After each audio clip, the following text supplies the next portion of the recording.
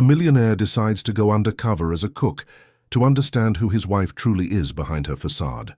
On the very first day, he witnesses a devastating scene, his wife cruelly attacking her own daughters. Shocked, he plunges into a series of even darker discoveries that expose the true face of the woman he married. And when he finally decides to reveal who he is, he unleashes a twist that none of them will ever forget. The meeting was ending when Richard Sterling heard the sentence that would change his life forever.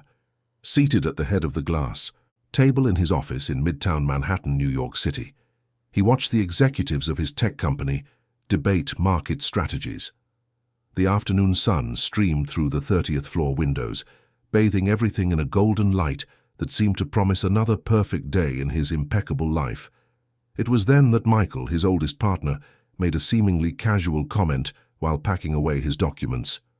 "We spend years building companies, knowing every detail of our businesses, but how many of us truly know the people sleeping next to us every night?"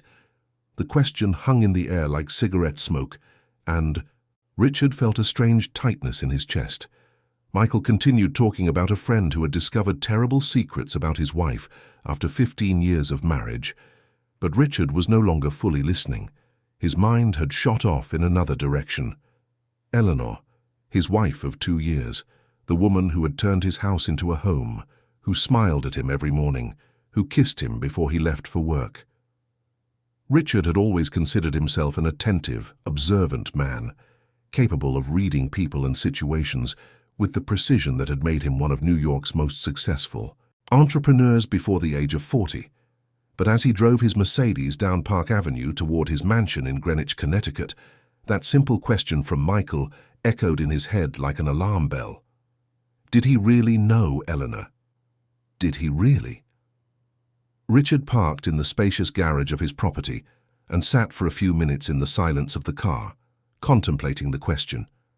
His house was a modern 3-story structure, with gardens designed by an award-winning landscape architect and a pool that glittered like a blue jewel in the backyard. Everything there represented his success, his empire. Built from scratch, he knew every penny invested, every decision he had made to get there. But what about his wife, the woman who managed that house while he was at the office? When he walked through the front door, Eleanor was in the living room, elegant as always in a beige dress that highlighted her blonde beauty. She smiled when she saw him, that smile that had enchanted him since their first meeting at an art gallery 2.5 years ago. "Welcome home, darling. How was your day?" Her voice was melodious, perfect. She stood up and came to him, planting a soft kiss on his lips. "Excellent," Richard replied, but his mind was still occupied with those unsettling thoughts. "Where are the children?" He was referring to his 3 children from previous relationships. Sophia, the eldest at 9, Leo at 7, and little Clara only 4. They were his greatest joy, although his intense work meant he didn't spend as much time with them as he would have liked. "They're having dinner in the kitchen with Mrs. Diaz," Eleanor answered, naturally referring to the housekeeper. "I thought it best to leave them there so they don't mess up the living room before dinner. You know how children are."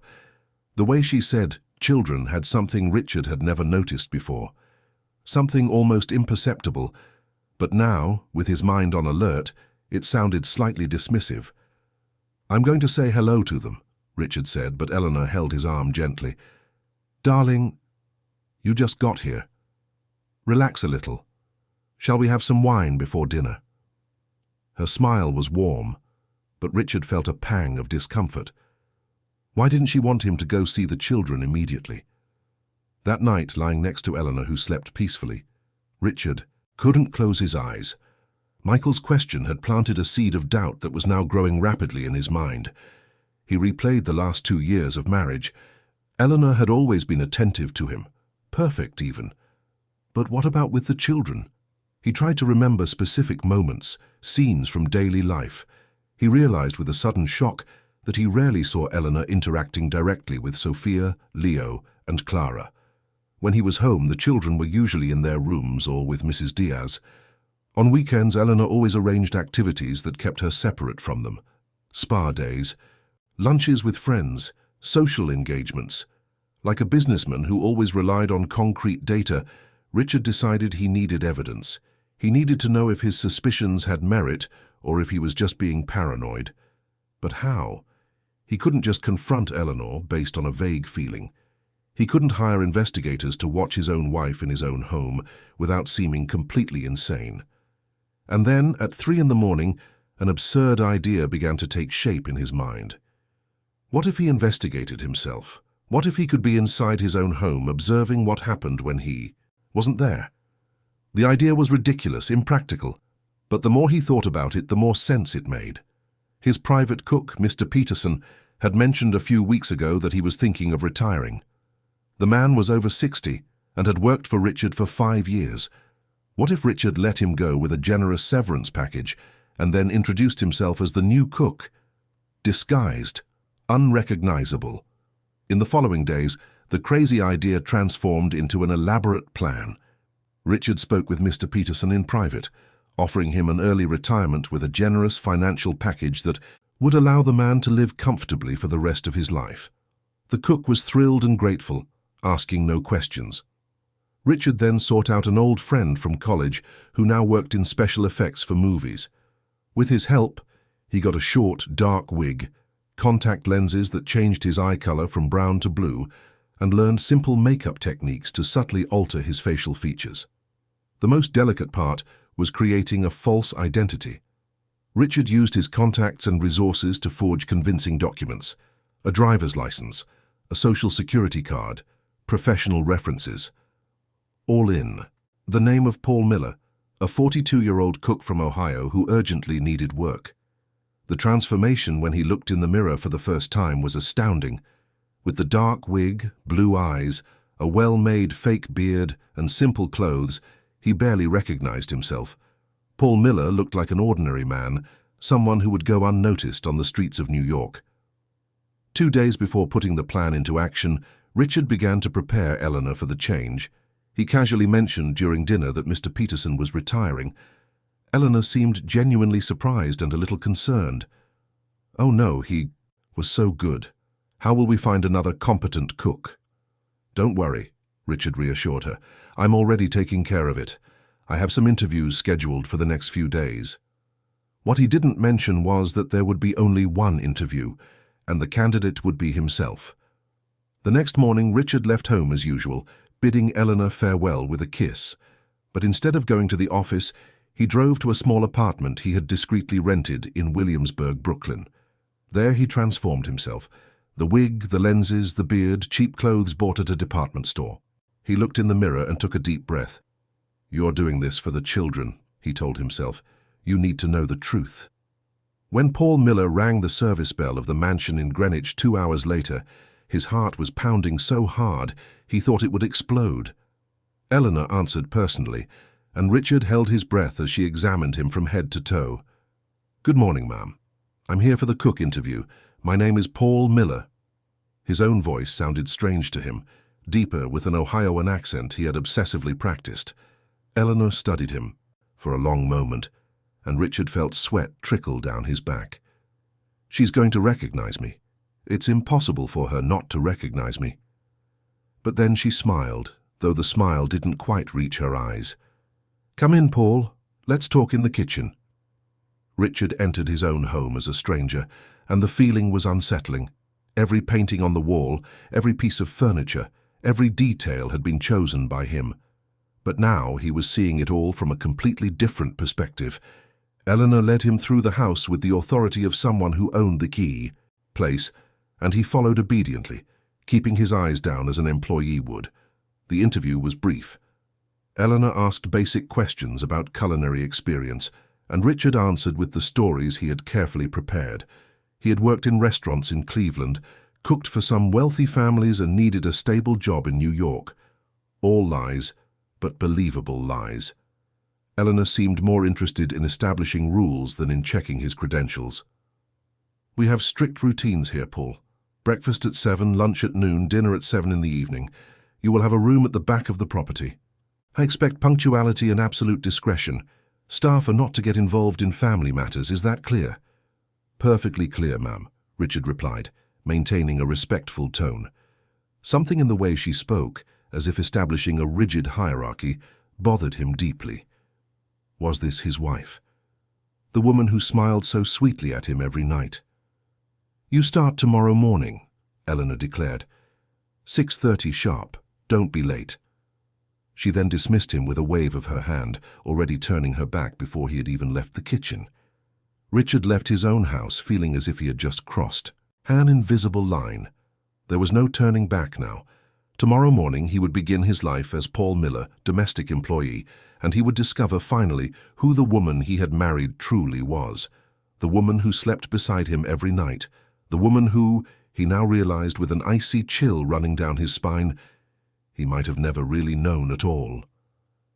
As he drove back to the rented apartment, Richard thought of his children, Sophia, Leo, and Clara. Were they okay? Were they happy? Why did Eleanor always keep them at a distance when he was home? The questions multiplied in his mind like a virus, infecting every certainty he had about his perfect life. Tomorrow, he thought, tomorrow he would start looking for answers. And a part of him, a part he didn't want to admit, was afraid of what he would find. Richard woke at 5 in the morning in the rented apartment in Williamsburg, his heart already racing before he had even fully opened his eyes. Today was the day.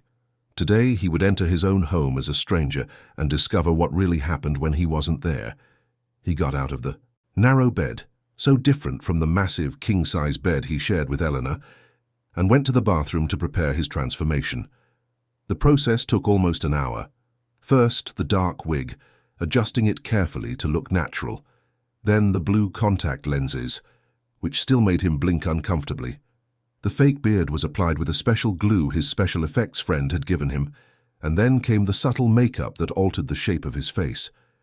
When he finally put on the simple clothes, a faded pair of jeans and a plain white shirt, Paul Miller stared back at him from the mirror.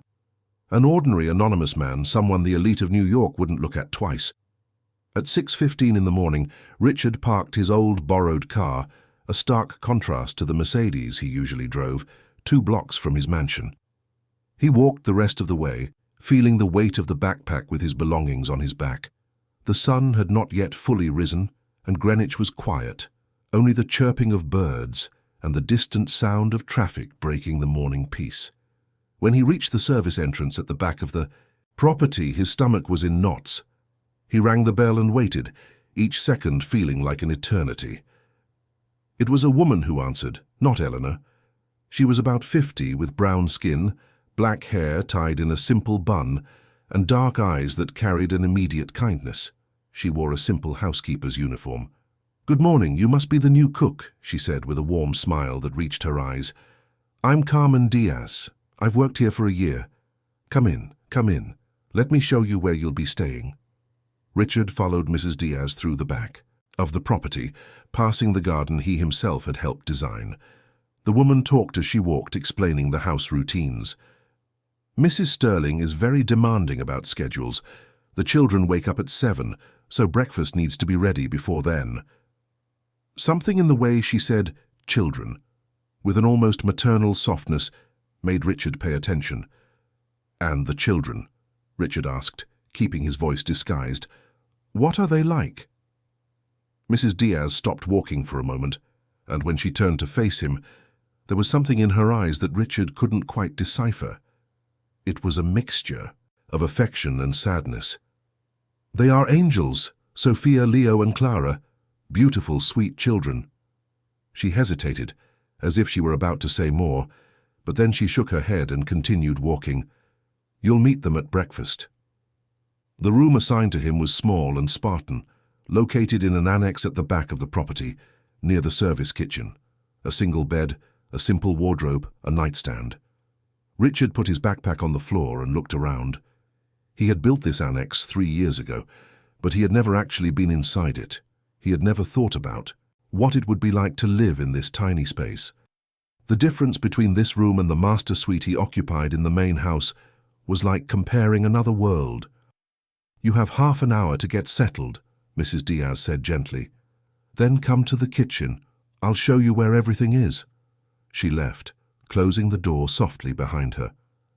Richard sat on the bed and took a deep breath. He was really doing this, There was no going back now. He looked at the clock. 6:45. At this very moment, Eleanor should be waking up in the main house. She thought he was on a business trip to Chicago, a pretext he had created a few days earlier. He would call her later from his business phone, keeping up the charade. At 7 o'clock sharp, Richard entered the main kitchen of the house. It was a huge modern kitchen with state-of-the-art appliances, marble countertops, and a central island where meals could be prepared. He knew every inch of this space, had personally approved every detail during the renovation. But now, he was here as Paul Miller, the humble cook who needed to learn where things were kept. Mrs. Diaz was preparing oatmeal in a pot, and the sweet smell filled the room. She greeted him with a nod and began to explain where the ingredients, utensils, and dietary preferences of each family member were located. "Mr. Sterling is not home this week," she explained, "so you just need to prepare for Mrs. Sterling and the children." Richard felt something strange hearing his own name mentioned in the third person. "And Mr. Sterling?" he asked, trying to sound casual. "What is he like?" Mrs. Diaz smiled, and there was genuine affection in her expression. "He's a good man. Works a lot, is almost never home, but he's generous and fair. He always worries about the children." She lowered her voice, as if sharing a secret. "Sometimes I think he doesn't know how much they miss him." The words hit Richard like a punch. His children missed him. Of course they did. He worked 12, sometimes 14 hours a day, building his empire, accumulating wealth. But for what? So that Sophia, Leo, and Clara could have everything they needed. He had always thought that was love providing, ensuring a secure future. But when was the last time he had really played with Clara? When was the last time he had helped Leo with his homework? When was the last time he had truly talked with Sophia about her dreams and fears?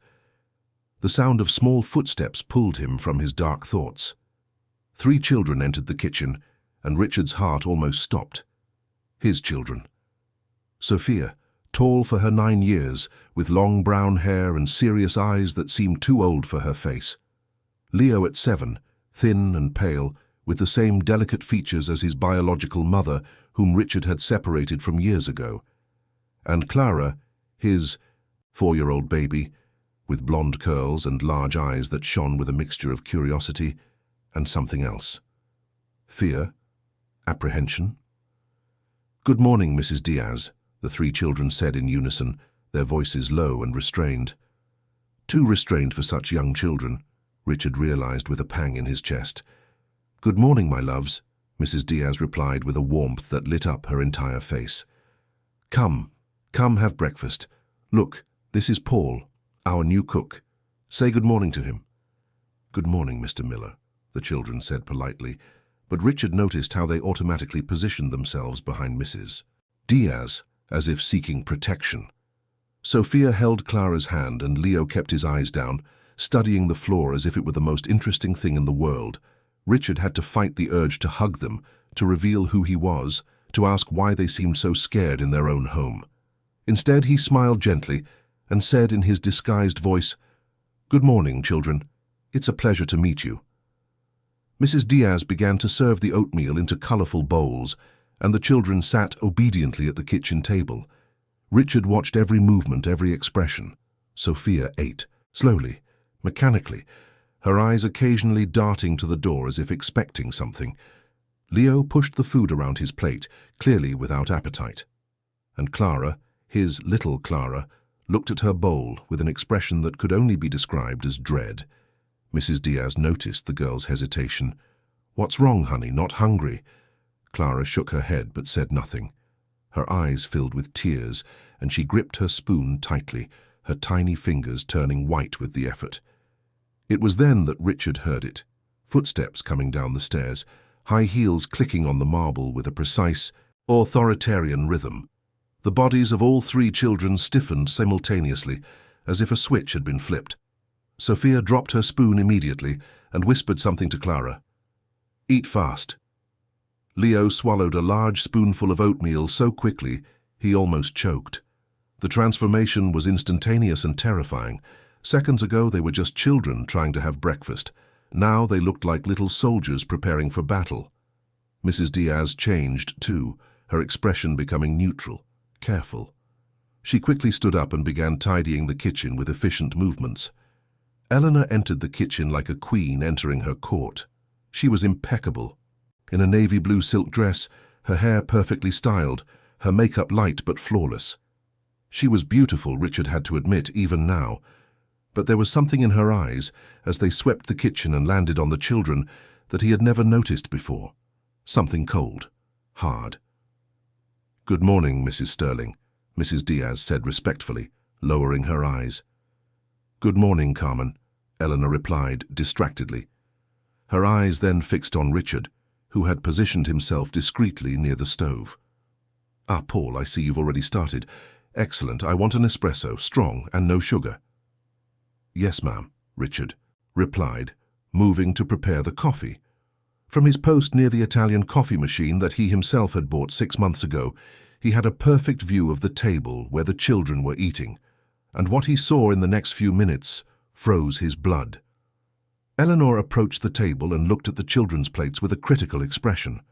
Clara had eaten only a few spoonfuls of oatmeal. Eleanor noticed this immediately. "Clara, why haven't you finished your breakfast?"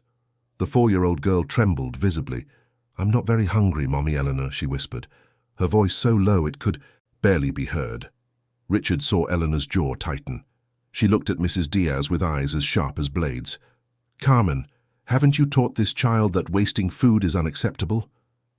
"I'm sorry, ma'am," Mrs. Diaz began to say, but Eleanor cut her off with a sharp wave of her hand. "Clara," Eleanor said, her voice low but charged with something that made even Richard shiver, "you will finish that oatmeal. Now." "But, Mommy," Clara began, her tears now falling freely, "I really can't. My tummy hurts." Richard was about to intervene, to say something, anything, when Eleanor moved with surprising speed. She took the spoon from Clara's trembling hand and filled it with oatmeal.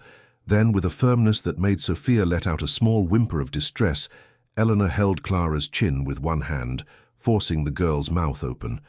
What happened next would give Richard nightmares for days to come. Eleanor shoved the full spoon of oatmeal into Clara's mouth with a force that made the little girl choke. Clara's small hands grabbed at her stepmother's wrist, trying to push her away, but Eleanor held firm, gripping the child's chin with fingers that would leave marks. "Swallow," she ordered, coldly. "I will not tolerate tantrums in this house." Clara tried, she really did.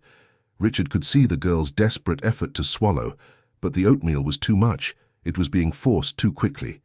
The girl began to cough violently, the oatmeal coming back up and spilling onto the table and her unicorn pajamas. Her eyes were wide with terror, tears streaming down her rosy cheeks. Richard felt a rage so intense rise in his chest that he had to grip the edge of the counter to keep from crossing the kitchen and tearing his daughter from that woman's arms. But he couldn't. Not yet.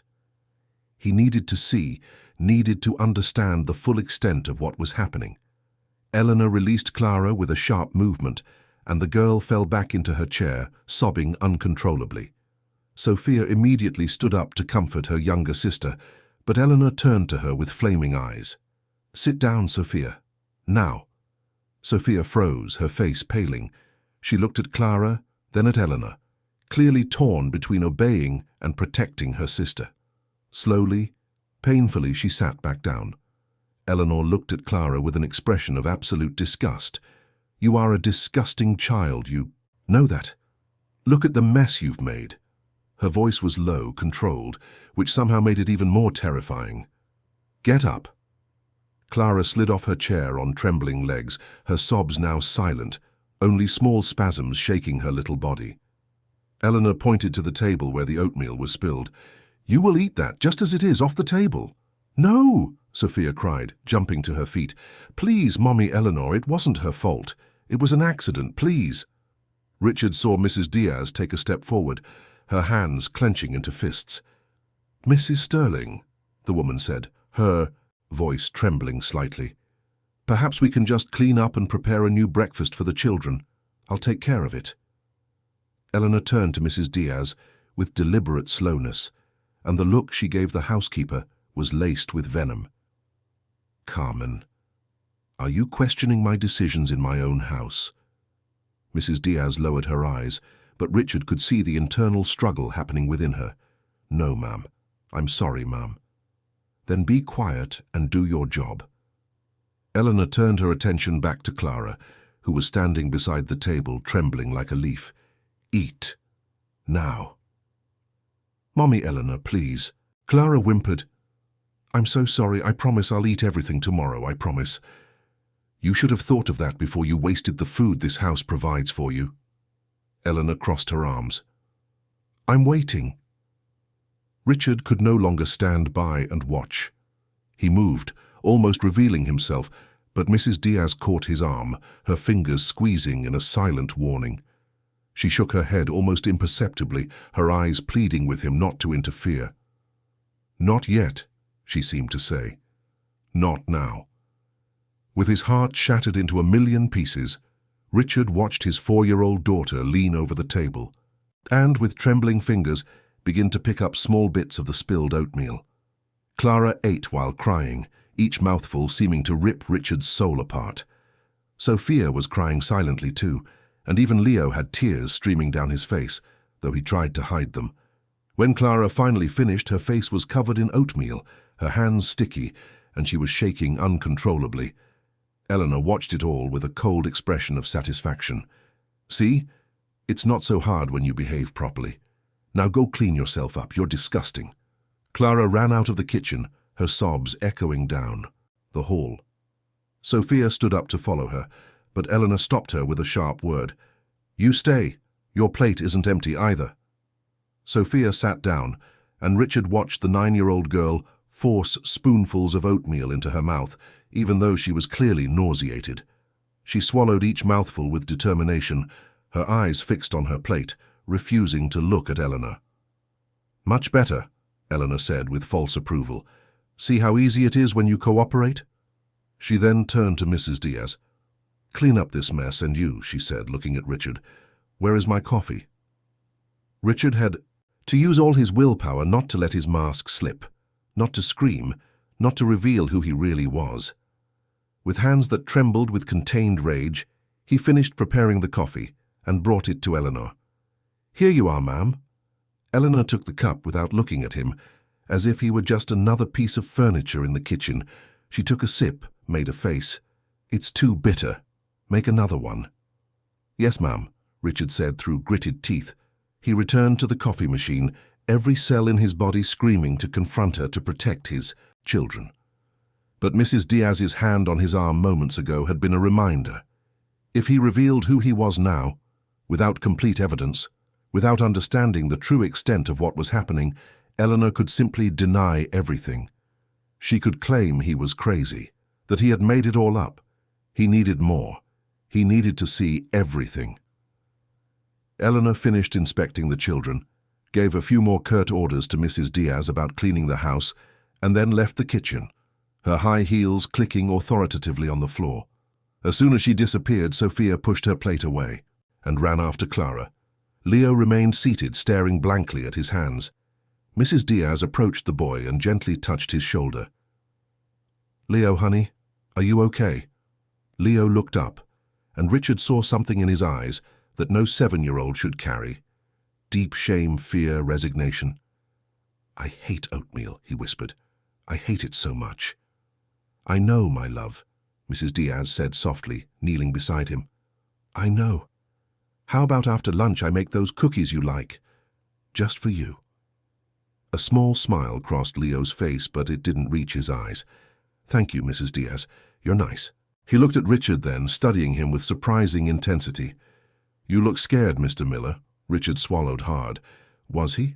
Had he let his mask slip? I just didn't expect breakfast to be so intense, he said carefully. Leo shrugged, a gesture so adult, so weary. It's always like this when Dad's not home. When he's here, Mommy Eleanor is different. She smiles more, she's nice. But when he travels, she gets like this. The boy spoke with a devastating naturalness, as if he were just commenting on the weather. Mrs. Diaz stood up quickly, her eyes meeting Richard's, and in them was a clear message. Later. We'll talk later. "Leo, honey, why don't you go see if your sisters are okay? I'll finish up here." When Leo left, Mrs. Diaz turned to Richard, and for a moment neither of them spoke. The silence in the kitchen was heavy, laden with the horror of what had just happened. Finally, Mrs. Diaz broke the silence, her voice low and careful. "Welcome to the house, Paul. Now you understand why I said the children are angels, because they have to be, to survive." Richard had so many questions, so many things he wanted to say, but he didn't know how to do it without revealing too much. "What is she like with them?" he asked simply, "when there are no other adults around?" Mrs. Diaz studied him for a long moment, as if deciding how much to trust this stranger. "Worse," she finally said, "much worse. What you saw today was her holding back because you're here. A new employee. She's on display. When she's alone with them, she gets crueler." The words came out in a whisper, thick with pain.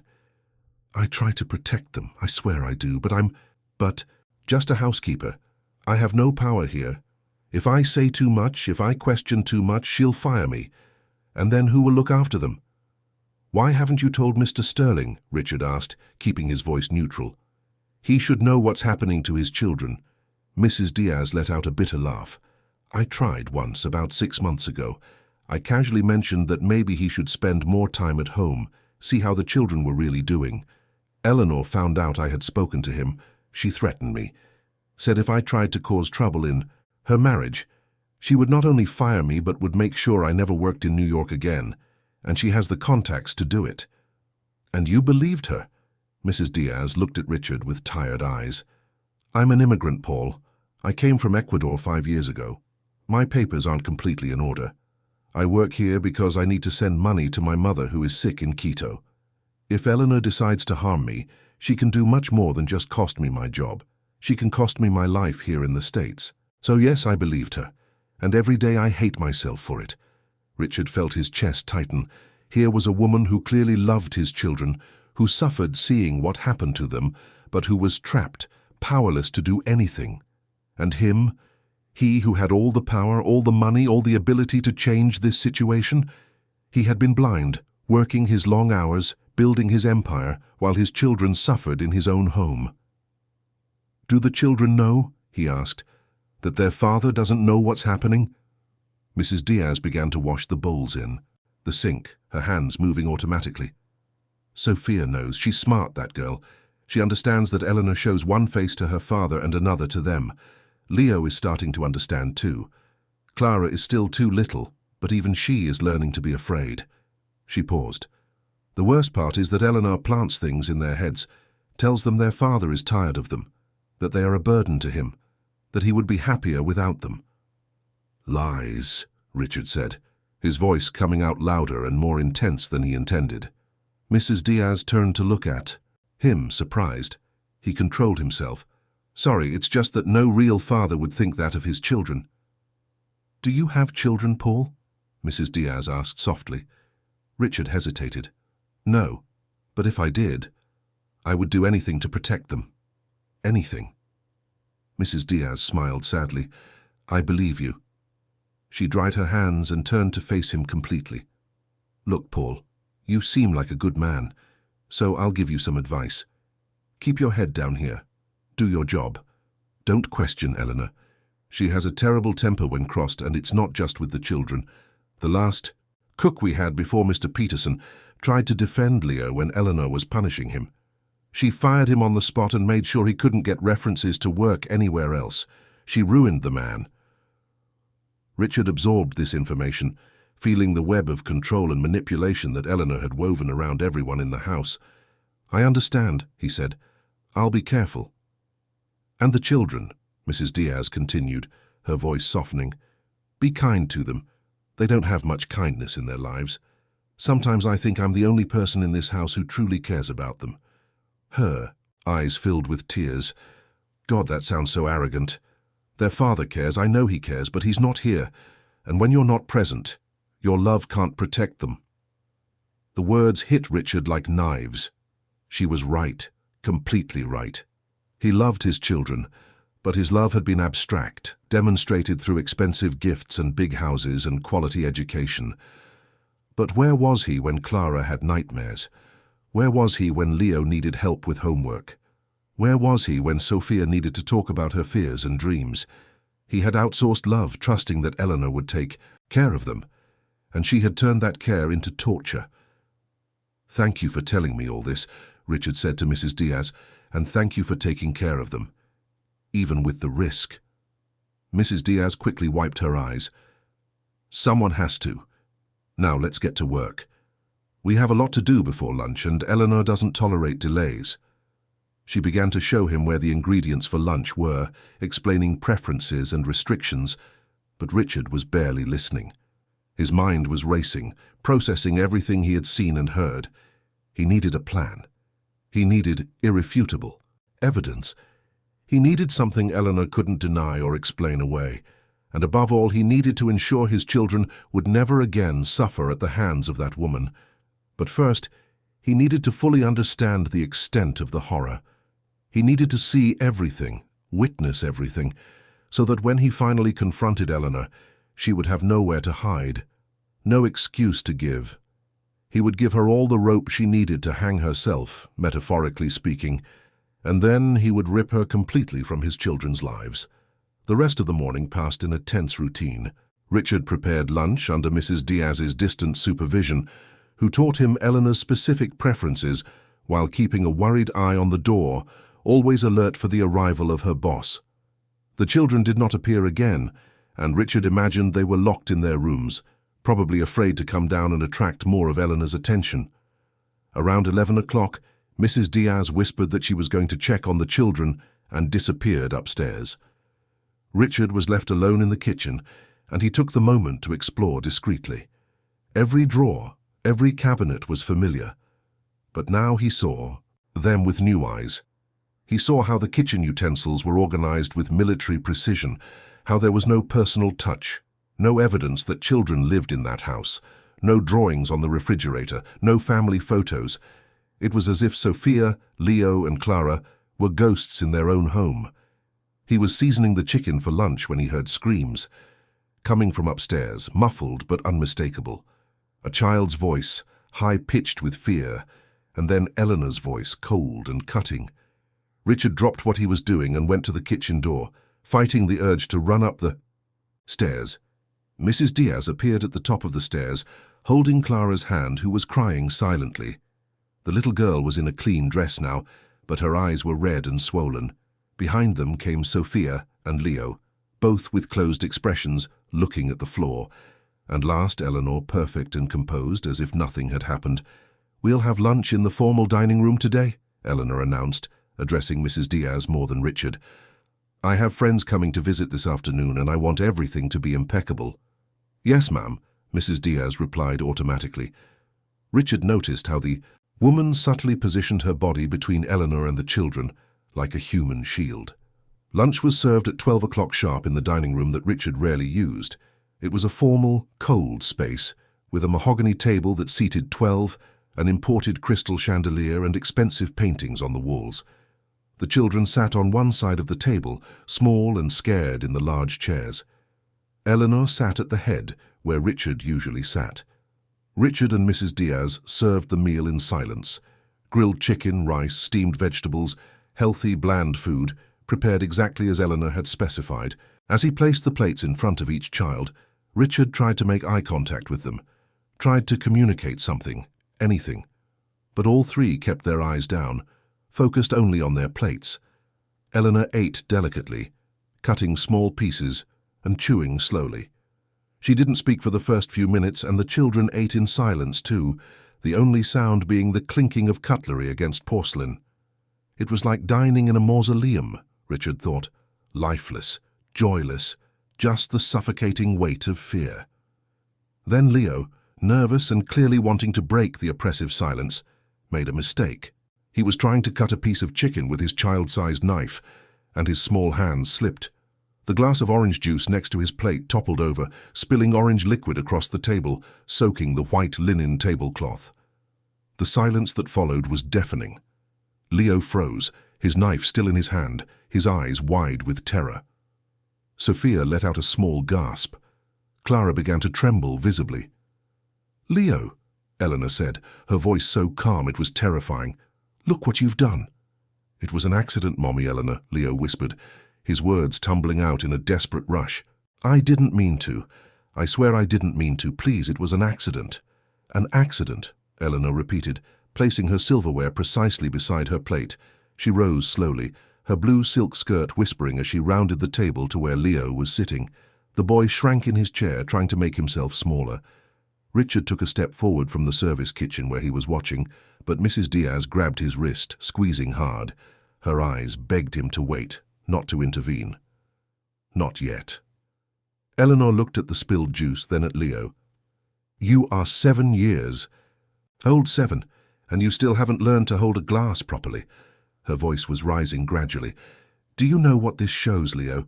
It shows that you are careless, sloppy, incapable of doing even the simplest thing without causing trouble." "I'm sorry," Leo cried, tears streaming down his face. I'm sorry. I'm sorry." "Apologies don't clean up messes," Eleanor hissed. "Get up." Leo slid off his chair on trembling legs. He was so small, Richard realized with a broken heart. Just a 7-year-old boy, too thin for his age, with eyes too big for his face. A boy who should be playing with a ball, watching cartoons, laughing with friends. Not here, not trembling in fear because he spilled a glass of juice. "Clean it up," Eleanor ordered. "Now." "How, Mommy?" Leo asked, his voice breaking. "With your hands. Since you made the mess with your hands, you'll clean it up with your hands." Eleanor crossed her arms. "I'm waiting." Richard watched his son, his precious boy, kneel on the floor beside the table. With small, trembling hands, Leo began to try to scoop up the juice that had spread across the tablecloth and dripped onto the hardwood floor. The liquid ran through his fingers, useless, impossible. The boy sobbed as he worked, wiping the floor with the palms of his hands as if they were cloths. "Do you see this?" Eleanor said, addressing Sophia and Clara. "This is what happens when you're careless, when you cause unnecessary trouble. Remember this lesson well."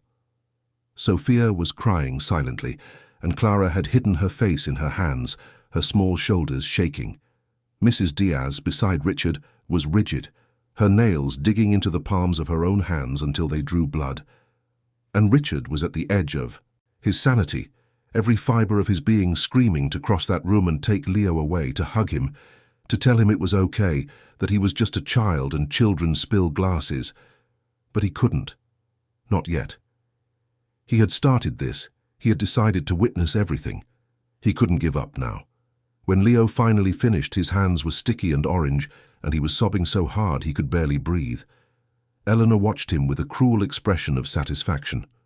"Good. Now go wash your hands and come back to finish your lunch, and next time, be more careful." Leo ran out of the dining room, and Richard heard his footsteps going up the stairs, then the sound of a bathroom door slamming. Mrs. Diaz made a move to follow him, but Eleanor stopped her with a sharp look. "Leave him. He needs to learn that his actions have consequences." Mrs. Diaz retreated, but Richard could see the contained fury in her eyes. She returned to the kitchen, and Richard followed her, leaving Eleanor alone with Sophia and Clara in the formal dining room. As soon as they were out of sight, Mrs. Diaz leaned against the counter and covered her face with her hands.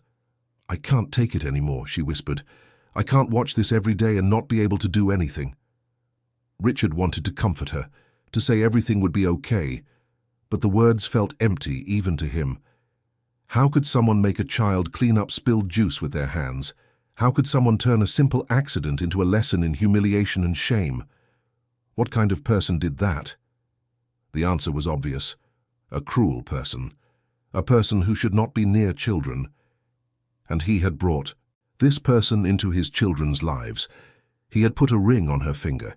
He had entrusted his children to her care.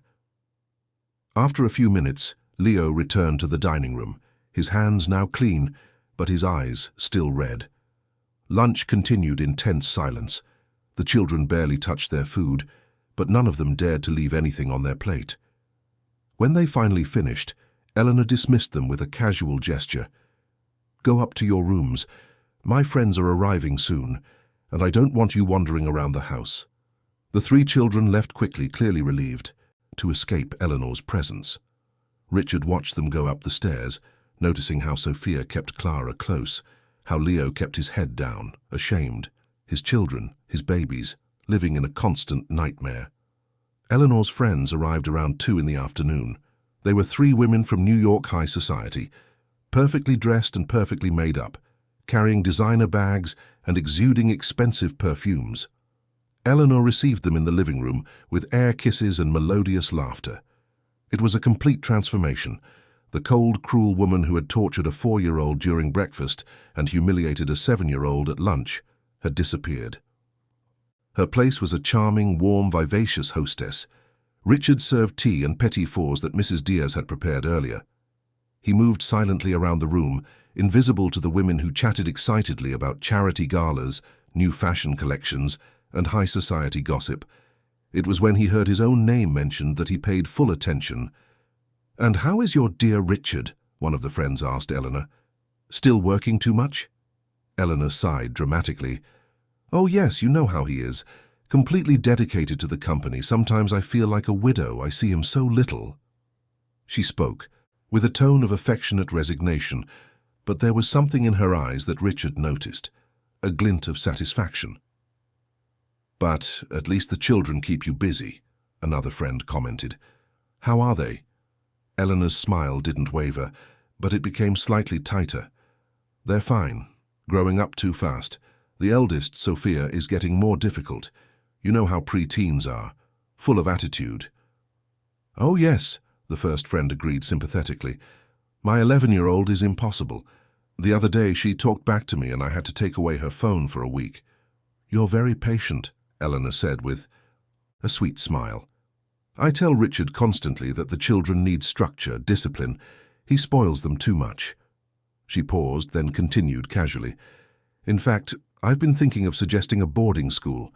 I know an excellent institution in Switzerland. It would be good for them to have a more rigorous education." Richard almost dropped the tea tray he was holding. Boarding school. She wanted to send his children away, to another country. "But aren't they too young?" the third friend asked doubtfully.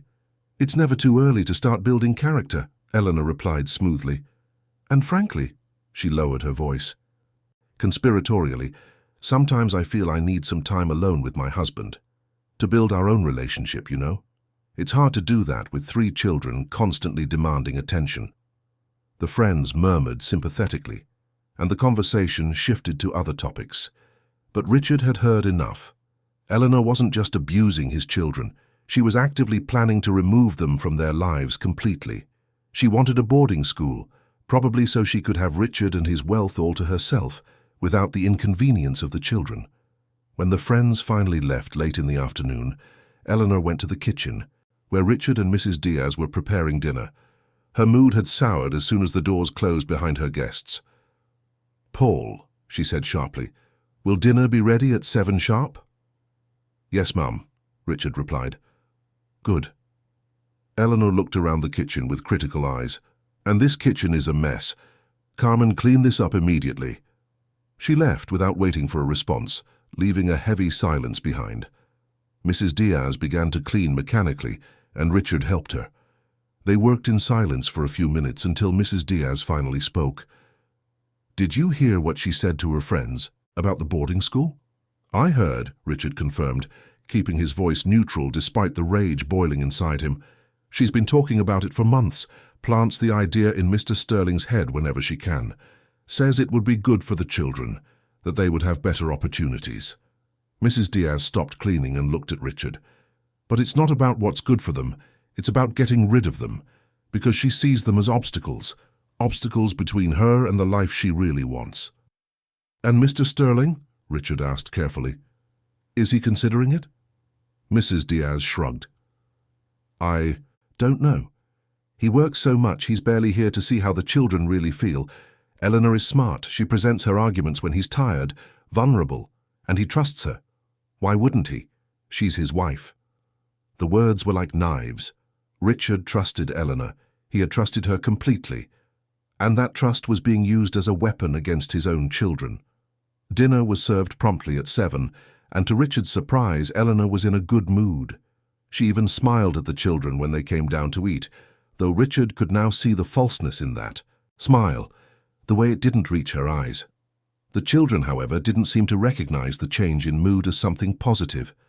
If anything, they seemed even more tense, as if they knew Eleanor's kindness was just the calm before another storm.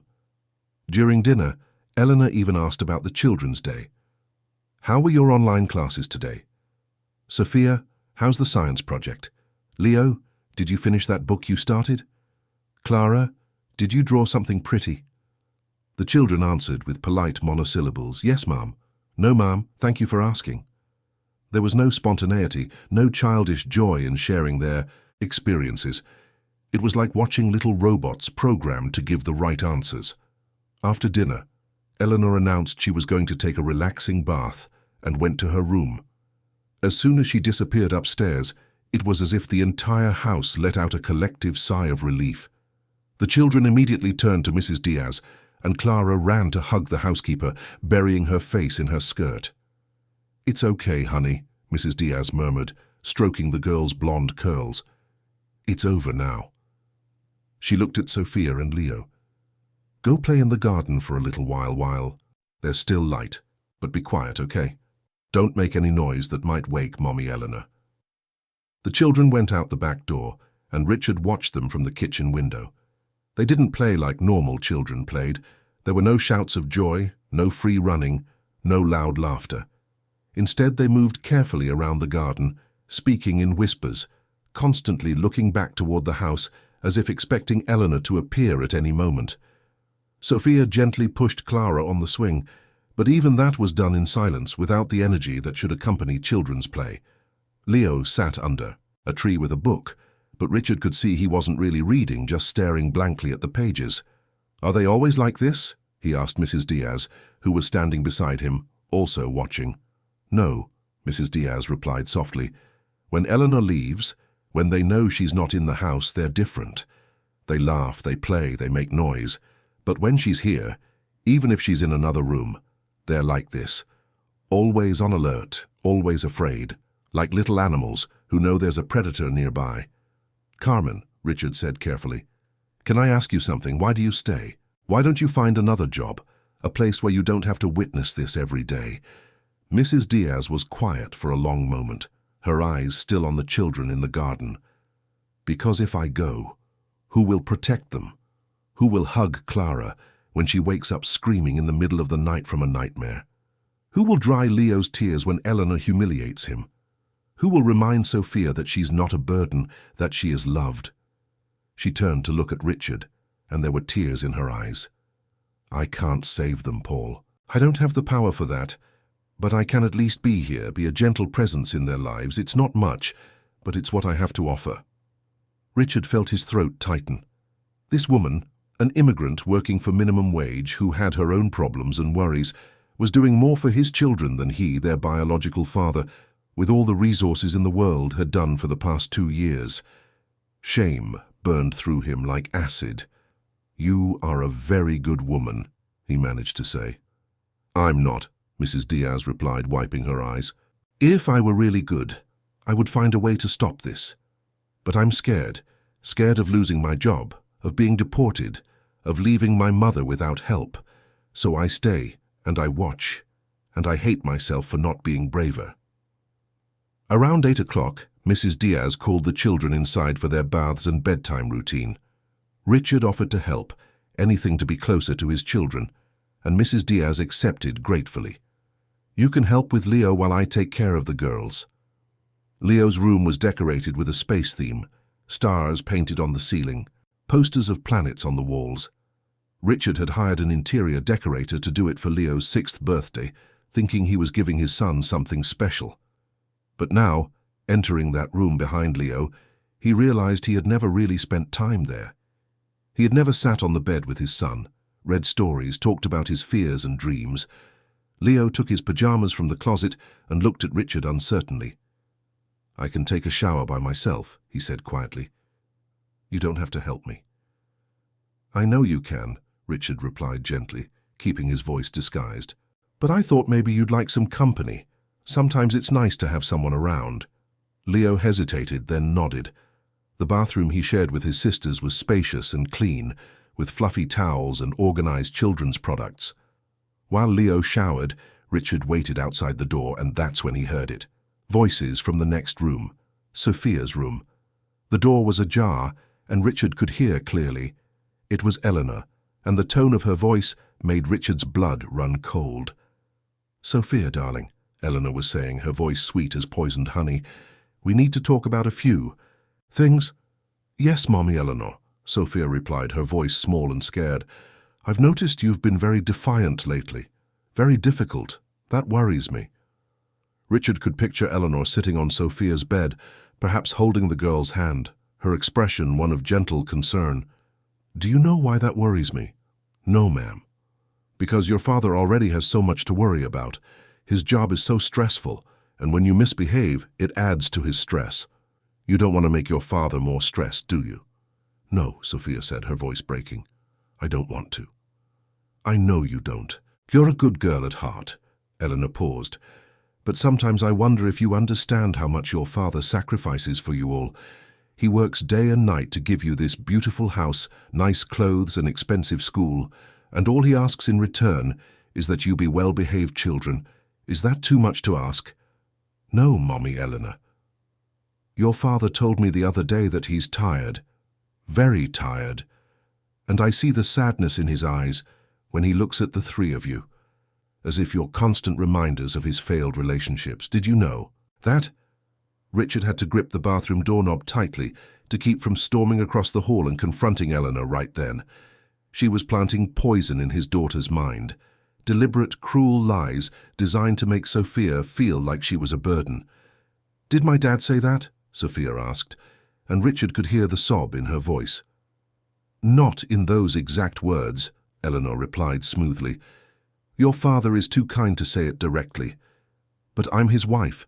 I see things, I hear things, and I'm telling you because I love you and I want you to understand the reality of the situation. Your father loves you, of course, but that love comes with a weight, with exhaustion." "I don't want to be a weight," Sophia sobbed. "I know, darling. That's why I'm telling you this, so you can try to be better, easier, less troublesome." Eleanor paused, letting the words sink in. "Now put on your pajamas and go to sleep. And tomorrow, let's try to be the best versions of ourselves, shall we?" Richard heard Eleanor leave Sophia's room, her heels clicking down the hall.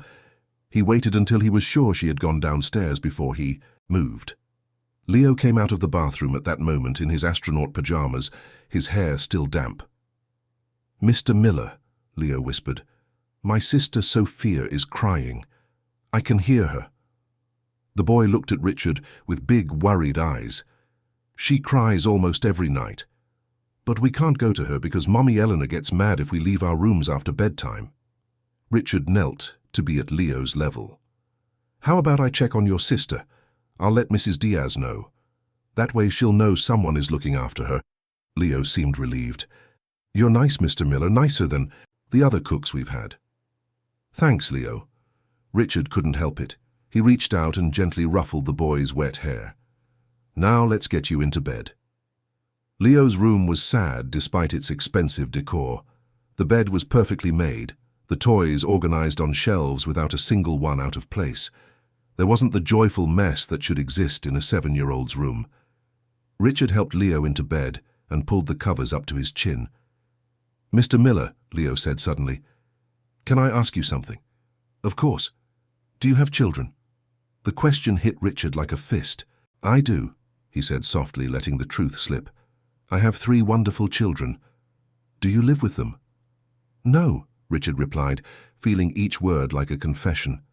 "I work a lot. I don't spend as much time with them as I should." Leo thought about this for a moment. "Do they miss you?"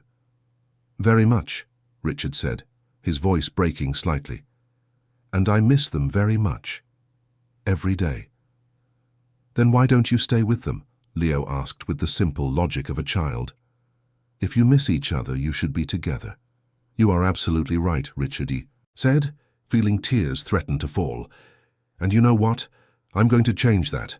I'm going to make sure I spend more time with them. A lot more time." Leo smiled, and it was the first genuine smile Richard had seen on his son all day.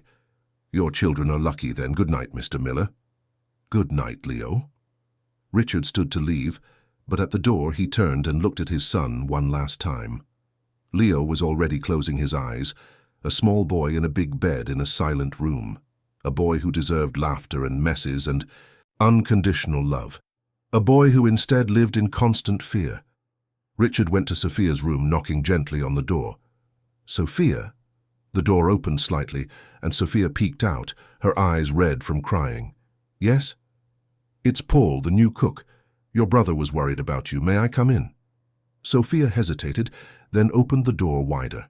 Her room was decorated in shades of pink and purple, with bookshelves full of books and a desk where she likely did her homework. She sat on the edge of her bed, looking at her hands. Richard entered and closed the door behind him. He sat on the floor, keeping some distance, not wanting to frighten her. "Are you okay?" Sophia shook her head, tears starting to fall again. "No, I'm not okay. But I have to pretend I am. I have to pretend everything is fine." "Why?" "Because if I don't, I'll make my dad more tired. I'll be another problem for him." Sophia wiped her eyes with the back of her hand. "Mommy Eleanor told me. Dad already has so many worries, and my siblings and I are reminders of his mistakes, of his relationships that didn't work out." Richard felt a rage so intense he had to take several deep breaths before he could speak. "Sophia, look at me." The girl looked up and Richard continued. "I don't know your father personally, but I can tell you something with absolute certainty. No real father, no father who truly loves his children, would see them as mistakes or burdens. Do you understand that?" "But Mommy Eleanor said—" "Sometimes," Richard said carefully, "people say things that aren't true. Sometimes people say cruel things because they want to hurt or control. It doesn't mean those things are real." Sophia looked at him with an intensity surprising for a 9-year-old girl. "Do you think my dad really loves us, even when he's not here?" "I am absolutely sure of it," Richard said, and every word was true. "Sometimes fathers work a lot because they want to give their children everything, but that doesn't mean they don't love them. It just means they sometimes forget that what their children really need isn't a big house or expensive clothes. It's time, it's presence, it's knowing they are loved exactly as they are." Sophia started to cry again, but this time they were tears of relief. "I miss him so much. I just want him to come home and stay with us.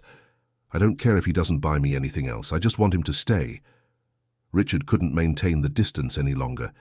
He moved closer, and when Sophia didn't flinch, he hugged her. The girl clung to him, crying on the shoulder of this stranger who somehow understood her pain. "He will stay," Richard whispered, stroking his daughter's hair. "I promise he will realize what he's missing, and he will change. He will stay with you and never let you feel this way again." "How do you know?" Sophia sniffled. "Because," Richard said softly, "I know fathers who make mistakes, fathers who work too much and don't see what's right in front of them. But when they finally see, when they finally understand, they change, and your father will see. Soon, very soon." That was a promise Richard made not just to Sophia, but to himself. He would see. He was already seeing. And when he came out of this disguise, everything would be different. Richard barely slept that night. Lying in the narrow bed of the staff quarters, he mentally replayed everything he had witnessed in just one day. The cruelty at breakfast, the humiliation of Leo during lunch, the poisonous lies Eleanor planted in Sophia's mind. And this was only the first day. Mrs. Diaz had said that what he saw was Eleanor holding back because there was a new employee in the house. If that was her holding back, what was she like when she really let loose? At 5 in the morning, he gave up trying to sleep and got up. He carefully redid his transformation, the wig, the lenses, the beard.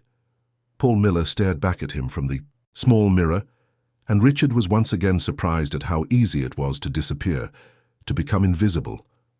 In his life as Richard, people always noticed when he entered a room.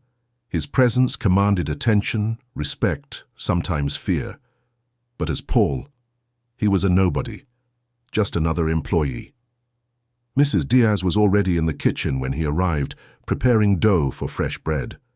She greeted him with a tired nod, and Richard noticed the dark circles under her eyes. "Didn't sleep well?" he asked.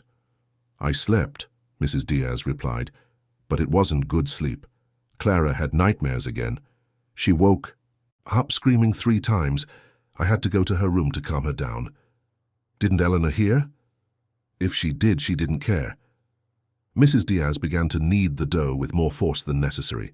She never goes to the children when they have nightmares, says they just want attention, that if we ignore them, they'll stop. Her face was tense with contained anger, as if a 4-year-old has nightmares for manipulation. "What are Clara's nightmares about?" Richard asked, though he feared the answer. "About Eleanor," Mrs. Diaz said simply. "She dreams that Eleanor locks her in the dark, that she leaves her alone in scary places, that she hurts her." She paused. "They're not just dreams, Paul. They're memories disguised as nightmares." "What do you mean?" Mrs. Diaz stopped working the dough and looked at Richard with tired eyes. 3 months ago, Clara accidentally broke a vase. It was an expensive vase that Eleanor loved. Eleanor was so furious, she locked Clara in the closet of the guest room for 4 hours, a 4-year-old child in the dark, alone, screaming. I could hear her from the kitchen, but I didn't have a key, only Eleanor did. And she just left the girl there, saying she needed to learn about consequences. 4 hours, Richard repeated, feeling sick. She locked my 4-year-old daughter in the dark for 4 hours. When Eleanor finally let her out, Clara had wet herself from fear and had almost no voice left from screaming. Eleanor forced her to clean the urine from the closet floor and then sent her to bed without dinner. Mrs. Diaz wiped away a tear that escaped. Since then, Clara is afraid of the dark. She's afraid of closets, she's afraid of being alone, and she has nightmares almost every night. Richard had to lean on the counter, his legs suddenly weak. How did he not know this? How had he missed this? 3 months ago he had been traveling a lot to expand the company into the international market. He vaguely remembered Eleanor mentioning something about Clara breaking a vase, but she had said it in a tone that suggested it was a minor incident, already resolved. She had lied. Lied so easily. "Is there more?" Richard asked, his voice hoarse. "Are there more things she's done?" Mrs. Diaz hesitated, as if deciding how much to reveal. "Leo," she finally said. 2 months ago he had an accident in bed. He's 7, sometimes it happens, especially when a child is stressed. Eleanor was furious, said he was a pathetic baby. She forced him to wash the sheets in the bathtub with his own hands, with cold water, while she stood there watching and making comments about how useless he was.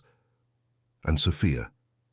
"Sophia suffers the most," Mrs. Diaz said quietly, "because she's older, because she questions, because she tries to protect her younger siblings. Eleanor punishes her in more psychological ways, tells her she's ugly, that no one will ever like her, that she's a disappointment. She takes away small privileges, things that don't seem like much to an adult, but mean everything to a 9-year-old. Sophia's favorite book went missing last month. Sophia looked everywhere. I found it later, in the trash. Eleanor had thrown it away because Sophia hadn't tidied her room perfectly." Richard felt something break inside him. It wasn't anger, though there was plenty of that. It was something deeper, darker. It was the full realization that he had failed completely as a father. He had brought a monster into his children's lives, and then had turned away, working his long hours, blind to the suffering happening in his own home. Mrs. Diaz must have seen something in his face, because she touched his arm gently. "Paul, you're not responsible for this. You didn't know. No one knows, except those who live in this house. Eleanor is very good at hiding who she really is." "But someone should have seen," Richard said, his voice full of self-recrimination. "Their father should have seen." "Sometimes," Mrs. Diaz said softly, "the people closest are the blindest, and sometimes we need someone from the outside to really see the truth." She squeezed his arm. "You're here now, you're seeing, that counts for something." The breakfast on that second day was more of the same. Eleanor was in a bad mood from the moment she entered the kitchen. Richard noticed she didn't even feign kindness this time. She simply sat at the table and waited to be served, ignoring the children completely until Clara accidentally dropped a fork. "Can't you do anything right?" Eleanor hissed, and Richard saw Clara flinch as if she had been physically struck. The rest of breakfast passed in tense silence, the children eating quickly so they could escape Eleanor's presence. After breakfast, while Richard was washing the dishes, he heard raised voices coming from the living room. He dried his hands and went to discreetly investigate. From the hallway, he could see Eleanor on the phone, her voice sweet and manipulative. "Richard, darling, yes," she was saying, and Richard realized she was talking to him on his business phone. "I know you're busy in Chicago, but I need to discuss something important with you when you get back." She paused, listening. "It's about the children, dear. I've been thinking a lot, and I really think that boarding school in Switzerland would be perfect for them. No, listen. It's not that I don't love them, it's that I want what's best for them, and you know how hard it is to give them the attention they need when we have so many other responsibilities." Another pause. "Can we at least consider it? Maybe request some information?" "Great. I love you too. Come home soon."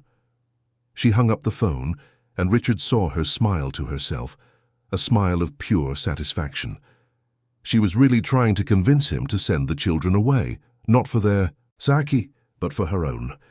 To have Richard and his wealth completely to herself, without the inconvenience of traumatized children. The following days merged into a routine of horror. Richard witnessed more and more. He saw Eleanor force Sophia to stand in a corner for 2 hours because she had talked back.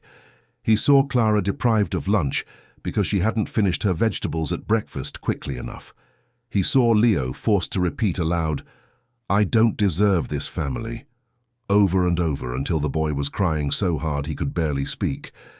But Richard saw other things too. He saw how Mrs. Diaz would sit with the children at night, reading stories when Eleanor was busy elsewhere. He saw how she secretly prepared extra snacks for them when Eleanor deprived them of meals. He saw how she comforted, hugged, and loved these children who were not her own. And slowly, Richard began to develop a silent alliance with Mrs. Diaz. Together, they created small moments of joy for the children. Richard prepared special desserts he knew they loved. Mrs. Diaz organized secret games in the garden when Eleanor was sleeping or out. They became a team, 2 adults, desperately trying to protect 3 children from a monster living in the same house. On the night of the 4th day, after the children were asleep and Eleanor had retired to her room, Richard and Mrs. Diaz sat in the kitchen sharing a cup of tea. They were both exhausted, both physically and emotionally. "How much longer are you going to stay?" Mrs. Diaz asked suddenly. "How long will you keep up this disguise?" Richard thought about it. "Until I have enough evidence, until I'm absolutely certain of every single thing Eleanor has done, every lie she has told, every cruelty she has inflicted. Because when I finally reveal who I am, when I finally confront Eleanor, she will have no way out, no way to deny or downplay it." "You're planning something," Mrs. Diaz said. It wasn't a question. "I am," Richard admitted. "But I can't tell you what. Not yet. Just trust me when I say that this will end soon. The children will not suffer for much longer." Mrs. Diaz studied him with piercing eyes. "There's something about you, Paul. Something I can't put my finger on. You're not just a cook, are you?" Richard smiled sadly. "Let's just say I care deeply about what happens to these children, more than you can imagine." Mrs. Diaz nodded slowly. "Then do what you have to do, but do it quickly. I don't know how much longer I can watch this before I do something stupid like confront Eleanor directly and ruin everything." It was on the 5th day that everything began to accelerate toward a crisis. Richard woke to the sound of screaming coming from the main house. It was 6 in the morning, too early for anything normal. He quickly got dressed and ran to the kitchen. Mrs. Diaz was already there, her face pale. "It's Sophia," she whispered. "Eleanor found something in her room." "What?" "A cell phone." Apparently Sophia had somehow gotten an old phone and was trying to call her father, trying to ask for help. Mrs. Diaz looked at Richard with tear-filled eyes. "Eleanor is furious, more furious than I've ever seen her." They ran to the stairs and could hear clearly now. Eleanor's voice, screaming with an intensity that made the walls tremble. "How dare you? How dare you try to sabotage me? You think you can call your father and tell lies about me? They're not lies. Sophia's voice shouted back, brave despite the obvious fear. "You're mean. You hurt us. I just wanted my dad to know. Your father doesn't care," Eleanor screamed. "He's tired of you. Why do you think he's always traveling? Why do you think he's never home? Because he can't stand to look at you." Richard was going up the stairs now, Mrs. Diaz trying to hold him back, but he couldn't stand by any longer. Not when his daughter was being attacked like this. But before he could reach Sophia's room, he heard something that stopped him in his tracks. It was the sound of a slap, loud, clear, unmistakable, followed by Sophia's cry. Something inside Richard broke. All the reasons he was maintaining his disguise, all the evidence he wanted to accumulate, all became secondary to that sound. His daughter had been hit. His 9-year-old daughter had been physically assaulted. He was about to explode, about to run up and reveal everything, when he felt small hands grabbing his leg. He looked down and saw Clara and Leo both crying, both terrified. "Mr. Miller," Clara whimpered. "Help Sophia. Please, help my sister." And Richard realized he couldn't. Not yet. If he revealed who he was now in a moment of uncontrolled rage, he might say or do something that would give Eleanor legal ammunition. She could claim he had lied, deceived, invaded her privacy. It could complicate the divorce, could affect custody. He needed to be strategic even when every instinct in his body screamed to go up those stairs and protect his daughter. Instead, he knelt and hugged Clara and Leo. "Your sister is going to be okay, I promise. Come on, let's go to the kitchen." Richard took Clara and Leo to the kitchen, feeling like a coward for not having run to save Sophia. But he knew with painful clarity that revealing himself now could jeopardize everything. Eleanor was smart and manipulative. If he confronted her now, without planning, without strategy, she would find a way to turn the situation to her advantage. Mrs. Diaz prepared hot chocolate for the 2 younger children, her hands trembling as she heated the milk. She had also heard the slap, and her face was wet with silent tears. Above them, the screaming continued for a few more minutes before finally ceasing. Then, they heard footsteps coming down the stairs, and Eleanor appeared at the kitchen door. Her face was flushed with anger, but when she saw Richard and Mrs. Diaz with the children, she quickly composed herself. Her mask was back in place, like an actress resuming her role. "Carmen, prepare breakfast and keep these 2 children quiet. I have a terrible headache." "Yes, ma'am," Mrs. Diaz murmured, lowering her eyes. Eleanor looked at Richard with cold eyes. "And you, Paul, I hope you understand that family matters are none of your business. What happens between me and the children is private." "Of course, ma'am," Richard forced the words out. "I understand perfectly." "Good." Eleanor turned to leave but stopped at the door. "Oh, and Sophia will not be coming down for breakfast. She is grounded in her room. No meals until tomorrow. She needs to learn about respect and obedience." With that, she left, leaving a heavy silence behind. Clara began to cry softly. "I want to see Sophia. I want to see if she's okay." "You can't right now, honey," Mrs. Diaz said gently, kneeling beside the girl. "But I will check on her later when Mommy Eleanor leaves. Promise I'll take care of her, okay?" Leo was sitting at the table, staring at his untouched hot chocolate. "She hit her," he said, his voice flat and emotionless. "Mommy Eleanor hit Sophia. I heard it." Richard sat beside his son, fighting the urge to hug him and reveal who he really was. "Leo, look at me." The boy slowly looked up. "What your stepmother did is not right. You know that, don't you?" Leo nodded. "But she said Sophia deserved it, that she was being disobedient." "There is no excuse for hitting a child," Richard said firmly. "Ever. No matter what happened. That's something bad adults do when they've lost control. It has nothing to do with you or your sisters being good or bad." "But if we tell Dad," Leo whispered. "Mommy Eleanor said he won't believe us. She said he trusts her, not us." The words cut Richard like knives. Eleanor was not only abusing his children, but also destroying their trust in him, making them believe that even if they asked for help, their own father wouldn't defend them. "Your father would believe you," Richard said with conviction. "I'm sure of it.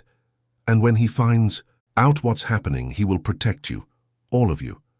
"How do you know?" Clara asked, her big eyes fixed on Richard. "Because I know fathers who love their children," Richard replied. "And those fathers would do anything, absolutely anything to keep their children safe. The rest of the day was tense. Eleanor left in the mid-morning for social engagements, and as soon as her car disappeared down the driveway, Mrs. Diaz ran upstairs to check on Sophia. Richard stayed with Clara and Leo, making cookies with them in the kitchen, trying to bring some normalcy to their chaotic lives. When Mrs. Diaz returned, her face was pale. Sophia is physically okay. The slap left a red mark on her face, but it will fade. Emotionally, she stopped and swallowed hard. Sophia is broken, Paul. She's lying in bed, staring at the ceiling, and when I tried to talk to her, she didn't answer. It's like she's given up. Richard felt his heart sink. Can I see her? Mrs. Diaz hesitated, then nodded. Eleanor won't be back before 3. You have time, but be careful. Sophia is smart. She might suspect something if you show too much interest or knowledge. Richard went upstairs, each step feeling like lead. He knocked gently on Sophia's door before entering. The girl was exactly as Mrs. Diaz had described, lying on her bed, staring at the ceiling. The red mark on her left cheek made Richard want to scream. "Sophia," he said softly, "may I come in?" She didn't answer, didn't move. Richard entered anyway and sat in the chair near the bed. For a long moment, neither of them spoke. Then Sophia broke the silence, her voice small and lifeless. "You were wrong, Mr. Miller. The other day you said my dad loved me. But I think Mommy Eleanor was right all along.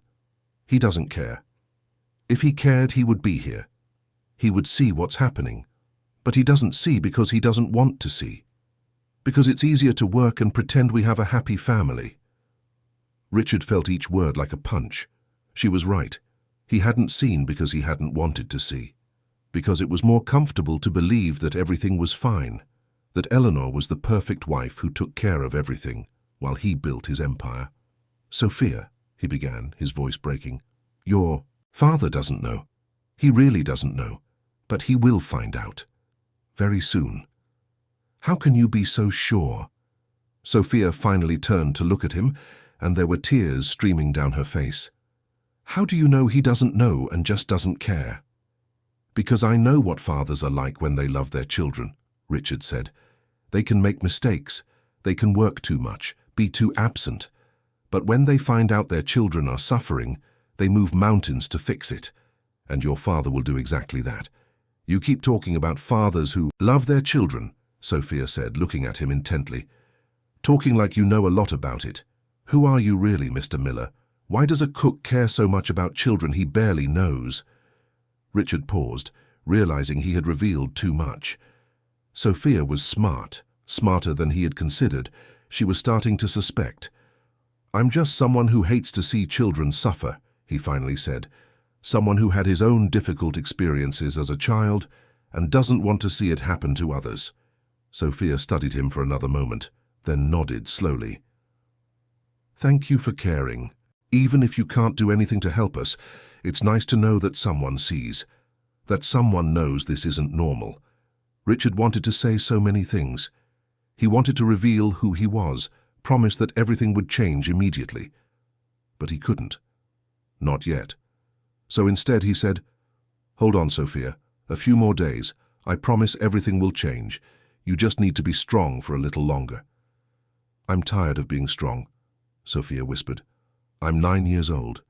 I shouldn't have to be strong." "You are absolutely right," Richard agreed, feeling tears threaten to fall. "You shouldn't. And soon, very soon, you won't have to be." That afternoon, when Eleanor returned home, she was in a good mood again. She had been shopping and came back with bags from expensive stores. She even called the children into the living room and distributed small gifts. For Clara, a new doll.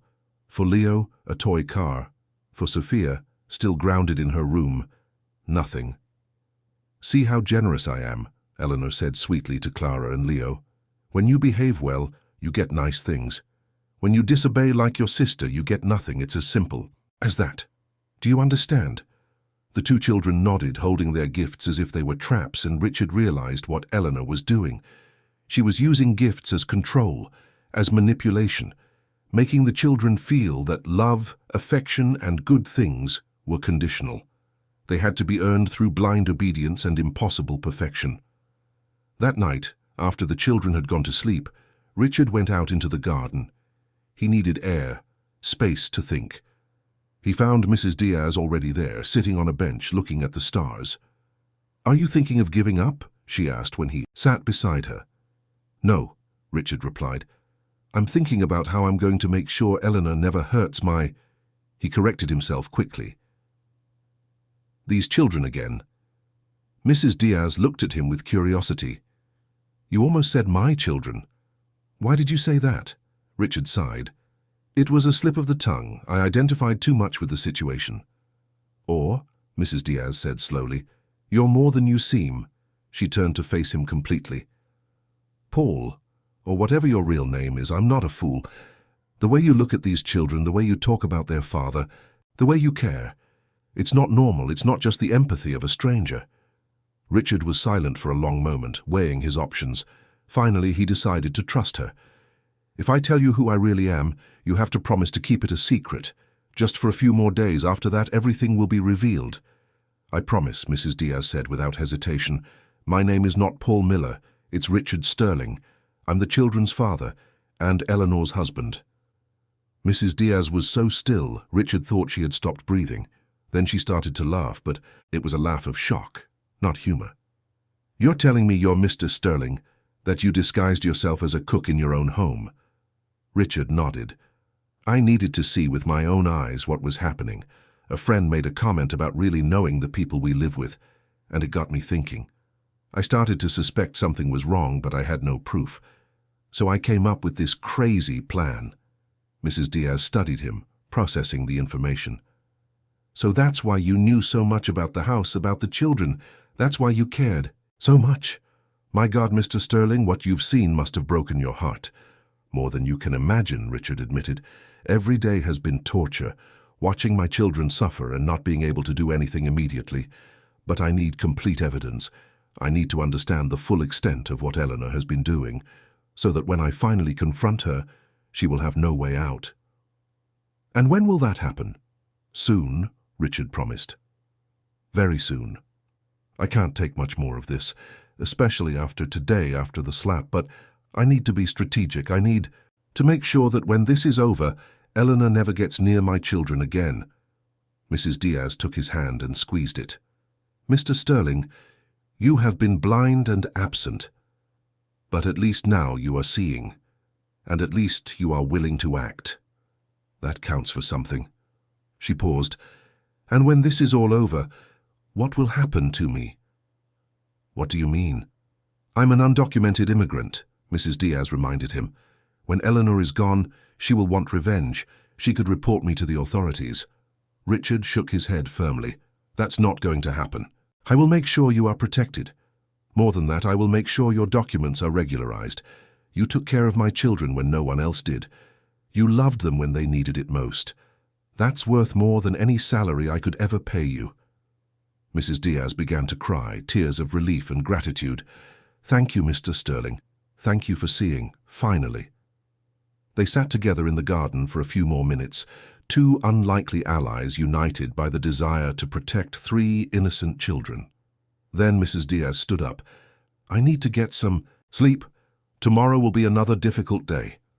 "Every day here is difficult," Richard agreed, standing up as well. "But not for much longer. I promise." As he walked back to his staff room, Richard made a decision. 2 more days. He would give it 2 more days to be absolutely sure of everything Eleanor had done, to have his complete and irrefutable narrative. And then he would confront his wife and rip his children from the toxic situation he himself had put them in. 2 days. The children could handle 2 more days, he hoped so at least, because he wasn't sure he could. The 6th day began with a false sense of normalcy. Eleanor was unusually cheerful during breakfast, smiling at the children and even making small comments about how Sophia had learned her lesson and could rejoin the family for meals. Sophia came downstairs pale and thin, having not eaten in over 24 hours. She sat at the table in silence, her eyes downcast, the red mark on her face now a faded purple. Richard served oatmeal, watching every interaction with renewed attention now that Mrs. Diaz knew his true identity. The housekeeper had promised to keep his secret, and together they worked as a silent team to protect the children as much as possible within the confines of their roles. Eleanor was in such a good mood that Richard was immediately suspicious. He had learned over the past few days that Eleanor's moods were unpredictable and dangerous. When she was too cheerful, it usually meant something was about to happen. And he was right. "Children," Eleanor announced sweetly, picking up her coffee cup, "I have a wonderful surprise for you. I spoke with your father last night, and he agreed that it would be an excellent idea for you to visit that lovely boarding school in Switzerland I mentioned. We're going to schedule a visit for next month." Sophia's fork fell from her hand, clattering loudly on her plate. "What? But I don't want to go to a boarding school. I want to stay here with Dad." "Darling," Eleanor said, her voice still sweet but with a sharp edge, "your father thinks it would be best for you. A quality European education. Think of all the opportunities." Leo began to cry silently. "I don't want to go away. I don't want to leave Dad or Mrs. Diaz." "You're too young to understand what's best for you," Eleanor said, her patience clearly wearing thin. "Your father and I have decided, and that's what's going to happen. Now finish your breakfast without any drama." But Richard saw the panic in his children's eyes. Sophia looked at Mrs. Diaz with desperation, as if searching for salvation. Clara began to cry too, though she probably didn't even fully understand what boarding school meant. Leo was trembling, his oatmeal untouched in front of him. And Richard realized he couldn't wait 2 more days. He couldn't allow his children to live another moment believing that he wanted to send them away, that he didn't want them around. Eleanor was accelerating her plan, and he needed to act fast. But before he could do anything, Eleanor glanced at the clock and stood up. "I have an appointment with my lawyer this morning. I'm going to discuss the legal details of the children's transfer. Carmen, make sure they do their lessons. And Paul," she said, looking at Richard, "prepare something special for lunch, perhaps to celebrate this wonderful decision." As soon as Eleanor left, Sophia burst into sobs. "I don't want to go. I don't want to leave America, leave everything I know." Mrs. Diaz rushed to hug her, and soon Clara and Leo were hugging her too, all of them crying. Richard stood still, watching his children fall apart, and made his final decision. It was over.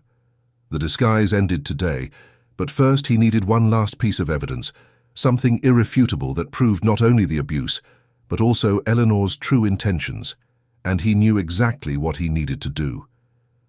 "Carmen," he said quietly, "I need your phone." "What for?" Mrs. Diaz asked, releasing the children. "I'm going to record a confession. Eleanor said she's going to her lawyer to discuss the legal details, but I'd bet she has other plans too. Maybe divorce plans that exclude me from the children completely. I need to hear what she really says when she thinks no one is paying attention. How are you going to do that? Her lawyer is Mark Sanders. I know him well. We use the same firm for some business matters. I'm going to call him as myself, Richard Sterling, and tell him that Eleanor does not have authorization to make decisions about the children without my direct consultation. And I'm going to ask what exactly she has planned. If he's ethical, he'll tell me. If she's planning something beyond the boarding school, I'll find out." "But what if Eleanor finds out you called?" Mrs. Diaz asked worriedly. "She won't find out until it's too late," Richard promised. He took Mrs. Diaz's phone and went to his staff room. There he took out his contact lenses, letting his natural brown eyes show. Then he dialed the law office's number. "Sanders and Associates," a secretary answered. "This is Richard Sterling. I need to speak with Mark Sanders urgently." There was a pause. "One moment, Mr. Sterling." A few minutes later, Mark's familiar voice came on the line. "Richard, I wasn't expecting your call. I heard you were in Chicago." "I came back early," Richard lied smoothly. "Mark, did my wife schedule a meeting with you today?" "Yes, it's scheduled for an hour from now. Regarding matters related to the children and also, well," he hesitated. "She mentioned she wanted to discuss divorce options." Richard's heart sank, though he wasn't really surprised. "Divorce?" "Richard, I shouldn't be telling you this, but as you're also my client, I think you deserve to know. Eleanor contacted me a few weeks ago asking how a divorce would work in terms of asset division and custody. She mentioned she wanted to keep a significant portion of the assets and that she thought it would be best if the children were in a permanent boarding school, not just for visits. Permanent? Richard repeated, feeling nauseous. She wants to send my children away permanently? According to her, it would be better for their development, and it would also facilitate an eventual divorce, since custody issues would be less complicated if the children were already established in another institution. Mark paused. Richard, can I speak frankly? Please. Your wife gives me the creeps. The way she talks about the children, as if they're problems to be solved rather than human beings. And some of the things she suggested about the division of assets make me question her true motivations for the marriage. I didn't want to take her case, but she insisted I was the best lawyer she knew. Mark, Richard said slowly, I need you to do something for me. When she gets there, let her talk, let her explain exactly what she wants and document everything. I'm going to need it. Are you planning something? I'm planning to protect my children, Richard said firmly, and to do that, I need evidence of who Eleanor really is. Can you help me with that? Of course, Mark agreed. I'll record the meeting. It's legal as long as she's informed and consents, which I'll ask for as standard procedure. Most people agree without much thought. Perfect. Send me the recording as soon as the meeting is over. I will. And Richard. Good luck. Something tells me you're going to need it. After hanging up, Richard sat in his staff room, processing everything. Eleanor wasn't just abusing his children. She was actively planning to remove them from his life permanently and then divorce him, likely taking a good portion of his fortune. She had married him for money, tolerated his children for as long as necessary, and was now executing her final plan. Richard went back to the kitchen, where Mrs. Diaz was trying to comfort the children. They were in the living room, Clara on Mrs. Diaz's lap, Sophia and Leo sitting on either side. All had red eyes from crying. Children, Richard said, sitting on the floor in front of them, I need to talk to you about something important. Sophia looked at him with suspicion. About sending us away? About how Dad doesn't want us anymore? No, Richard said firmly. About how everything Eleanor has told you is a lie. Your father loves you, more than anything in this world. How do you know? Sophia challenged. You don't know my dad. Actually, Richard said slowly, I do. Very well. He looked at Mrs. Diaz, who nodded encouragingly. Children, there's something I need to show you. Richard stood up and went to the nearby bathroom. There, he carefully removed his fake beard, took off the dark wig, and removed the blue lenses. He looked at himself in the mirror. Richard Sterling stared back. He took a deep breath and returned to the living room. The children looked at him, confused at first. Then Sophia let out a muffled gasp. Leo's jaw dropped. And Clara, his little Clara, got up from Mrs. Diaz's lap and ran to him. Daddy? She whispered, touching his face as if she couldn't believe it. Is it you, Daddy? It's me, my love, Richard said, his voice breaking as he knelt and opened his arms. It's me. Clara threw herself into his arms, quickly followed by Leo. Sophia stood still for a moment, her face going through a series of emotions. Shock, confusion, anger, hope. Finally, she too ran to him, and Richard hugged his 3 children for the first time in days, really feeling them without disguise, without pretense. You were here the whole time, Sophia asked through tears. You saw everything. I saw everything, Richard confirmed, tears streaming down his own face. I saw every cruel thing Eleanor did to you, and I'm so sorry. I'm so sorry I didn't see it sooner. I'm so sorry I was so blind. So you know, Leo said quietly. You know she's mean. I know. And she will never hurt you again. Never again. That I promise. And the boarding school? Sophia asked fearfully. Do you really want to send us away? Never, Richard said fiercely. That was Eleanor's idea, not mine. You're not going anywhere.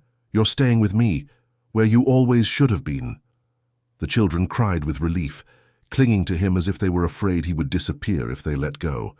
Richard held them tightly, making silent promises to be better, to be present, to never again let work be more important than them.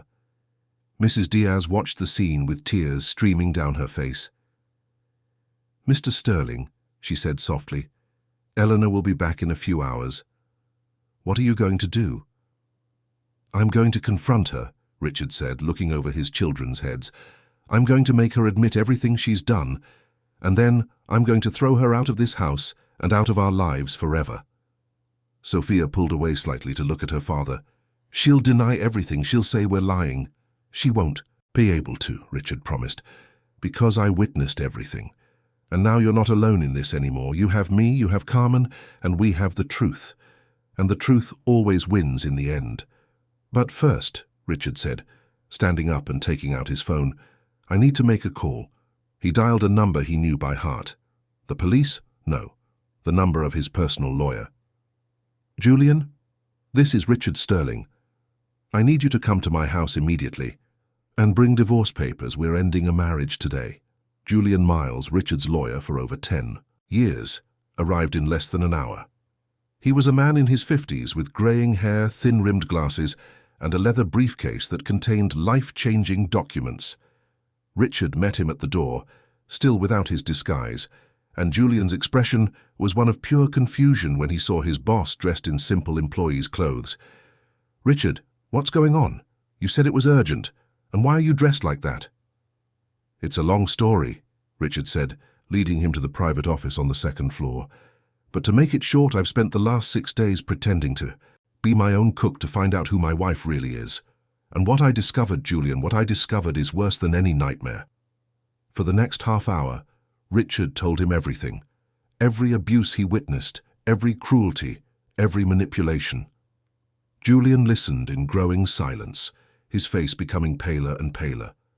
When Richard finished, the lawyer took off his glasses and massaged the bridge of his nose.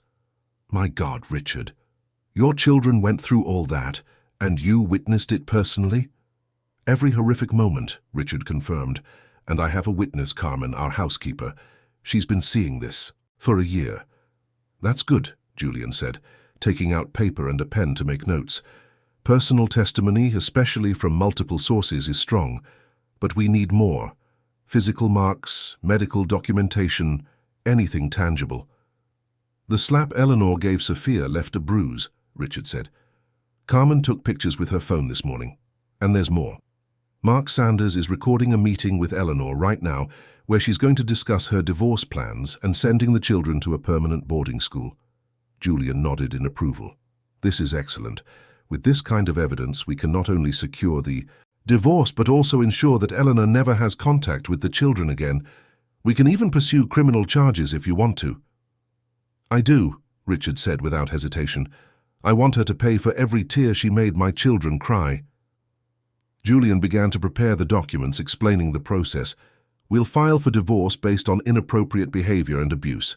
We'll request an immediate restraining order preventing Eleanor from contacting the children, and we'll ensure she has no right to any significant assets, given that the marriage was clearly based on false pretenses." "How long will it take?" Richard asked. "With the evidence we have, we can expedite the process. The restraining order can be issued today if we can get a judge. The full divorce will take a few months, but we can have Eleanor out of this house today." Richard looked out the office window, seeing the garden where his children should be playing freely without fear. "Then let's do it. I want her out of here before nightfall." As Julian prepared the documents, Richard's phone vibrated. It was a message from Mark Sanders. "Meeting over, sending recording now. Richard, you need to hear this. It's much worse than you imagine."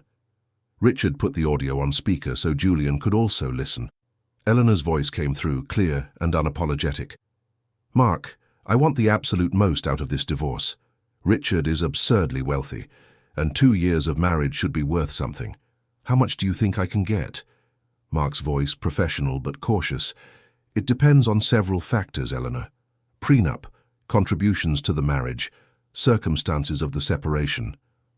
"There was no prenup," Eleanor said, and Richard could hear the smug smile in her voice. Richard was so in love he didn't even think to ask. "C'est for one. As for contributions, well, I managed the house, I took care of his children. That has to be worth something. About the children, Mark said. You mentioned you want to send them to a permanent boarding school. Exactly. The farther the better. Preferably somewhere in Europe or Switzerland. That way they're out of the way, and when the divorce is finalized, the custody issue is already settled. Richard can visit them a few times a year if he wants, but they won't live with him. And why do you think a judge would approve that? Don't the children have a right to live with their father? Richard works too much, Eleanor said smoothly. He doesn't have time for them. I can testify to that, and I can make the children testify too, if necessary. They're very young, very easily influenced. I can get them to say whatever I need them to say. Richard's stomach churned. She was planning to manipulate his children into testifying against him. Eleanor continued. As for the reason for the divorce, I'll claim Richard is emotionally distant, that the marriage isn't working, that we've grown apart. Nothing too dramatic. We just want different things, out of life. And if Richard contests, Mark asked. Why would he? Eleanor replied, laughing. He trusts me completely, thinks I'm the perfect wife. When I present the divorce, he'll be shocked, but he'll agree, especially if I keep being sweet and reasonable about everything. I might even cry a little, say it's hard for me too. Richard has a soft heart, always has. The recording continued for a few more minutes, with Eleanor discussing figures, properties, investments. She had studied Richard's finances meticulously, knew exactly what he had and what she wanted. When the recording ended, Julian turned off the phone and looked at Richard. She just buried herself, he said. Admitted manipulation, premeditation, intent to use the children as pawns. This is more than enough. At that moment, Richard heard the sound of a car pulling into the garage. Eleanor was back. He looked at Julian. Are you ready? I am. Julian picked up his briefcase. Let's do this properly, with dignity, but with firmness. They went downstairs together. Carmen was in the kitchen with the children, and Richard signaled for them to stay there. This confrontation was not for children to witness, at least not yet. Eleanor walked in through the front door, still in a good mood from her meeting with Mark. She was looking at her phone and didn't immediately see Richard and Julian waiting in the living room. When she finally looked up, she froze. Richard? Her face paled. What are you doing here? I thought you were in Chicago. And who is this? This is Julian Miles, my lawyer, Richard said calmly. And I haven't been in Chicago, Eleanor. I've been right here, in this house, all week. Eleanor looked confused. What are you talking about? You're acting very strangely. I'm acting strangely? Richard took a step forward. Eleanor, I've spent the last 6 days posing as our cook, Paul Miller. Do you remember him? Eleanor's face went through a series of expressions, confusion, disbelief, and then, as she realized he was serious, fear. That's ridiculous. Why would you do something like that? Because I needed to see the truth, Richard said, his voice growing harder. I needed to see who you really are when you think no one is watching. And what I saw, Eleanor, what I saw disgusted me. Eleanor tried to regain her composure. Richard, you're clearly confused. Maybe work. Care's stressing you out too much. Why don't you sit down and we can talk about this calmly? I saw you force Clara to eat oatmeal off the table, Richard said, each word an accusation. I saw you humiliate Leo, making him clean up spilled juice with his bare hands. I heard you plant poisonous lies in my children's heads, telling them I don't want them, that they're burdens. Eleanor tried to laugh, but it sounded forced. Richard, children need discipline. You spoil them. I've always said that. Discipline, Richard roared, his anger finally exploding. You call hitting a 9-year-old child discipline? You call depriving them of food discipline? You call psychological terror discipline? I never hit, Eleanor began, but Richard cut her off. Don't lie to me. He pulled out his phone and showed her the picture Carmen had taken of the bruise on Sophia's face. This is the result of a slap. Your slap. Eleanor looked at the photo and her face hardened. She must have done something to deserve it, she said coldly, the mask finally falling away completely. Those children are unbearable, Richard. Spoiled, disobedient, constantly demanding attention. You have no idea what it's like to deal with them day in and day out while you're in your office playing businessman." Richard felt Julian place a hand on his shoulder, a silent reminder to stay calm. "So you admit it," Richard said. "You admit you abused my children." "I didn't abuse anyone," Eleanor said with disdain. "I just used the necessary methods to control difficult children. If you were home more often, maybe they wouldn't be so problematic." "And the boarding school?" Richard asked. "The plans you discussed with Mark this morning about sending my children away permanently." Eleanor's face went white. "How do you know about that?" "Mark called me," Richard said, "and he sent me a recording of your entire meeting, where you admitted you want to divorce me, take my money and get rid of my children, where you admitted you plan to manipulate them into testifying against me." Eleanor was silent for a long moment. Then something shifted in her eyes. The falseness disappeared, replaced by something cold and calculating. "You can't prove anything," she finally said. "It's my word against yours. And who do you think a judge will believe, the dedicated wife who took care of the children while their father was always absent? Or the father who works 70 hours a week and barely knows his own kids?" "I can prove everything," Richard said calmly. "I have my own eyewitness testimony from 6 days. I have Carmen as a witness to an entire year of abuse. I have pictures of bruises. I have the recording of your meeting with Mark. And I have 3 children who will tell the truth about what you did to them." Eleanor laughed, but it was a humorless laugh. "You think they'll testify against me? They're terrified of me, Richard, so terrified they'll say whatever I tell them to if I just look at them the right way." "They're not afraid of you anymore," a small voice said from the doorway. It was Sophia, standing there with Leo and Clara on either side.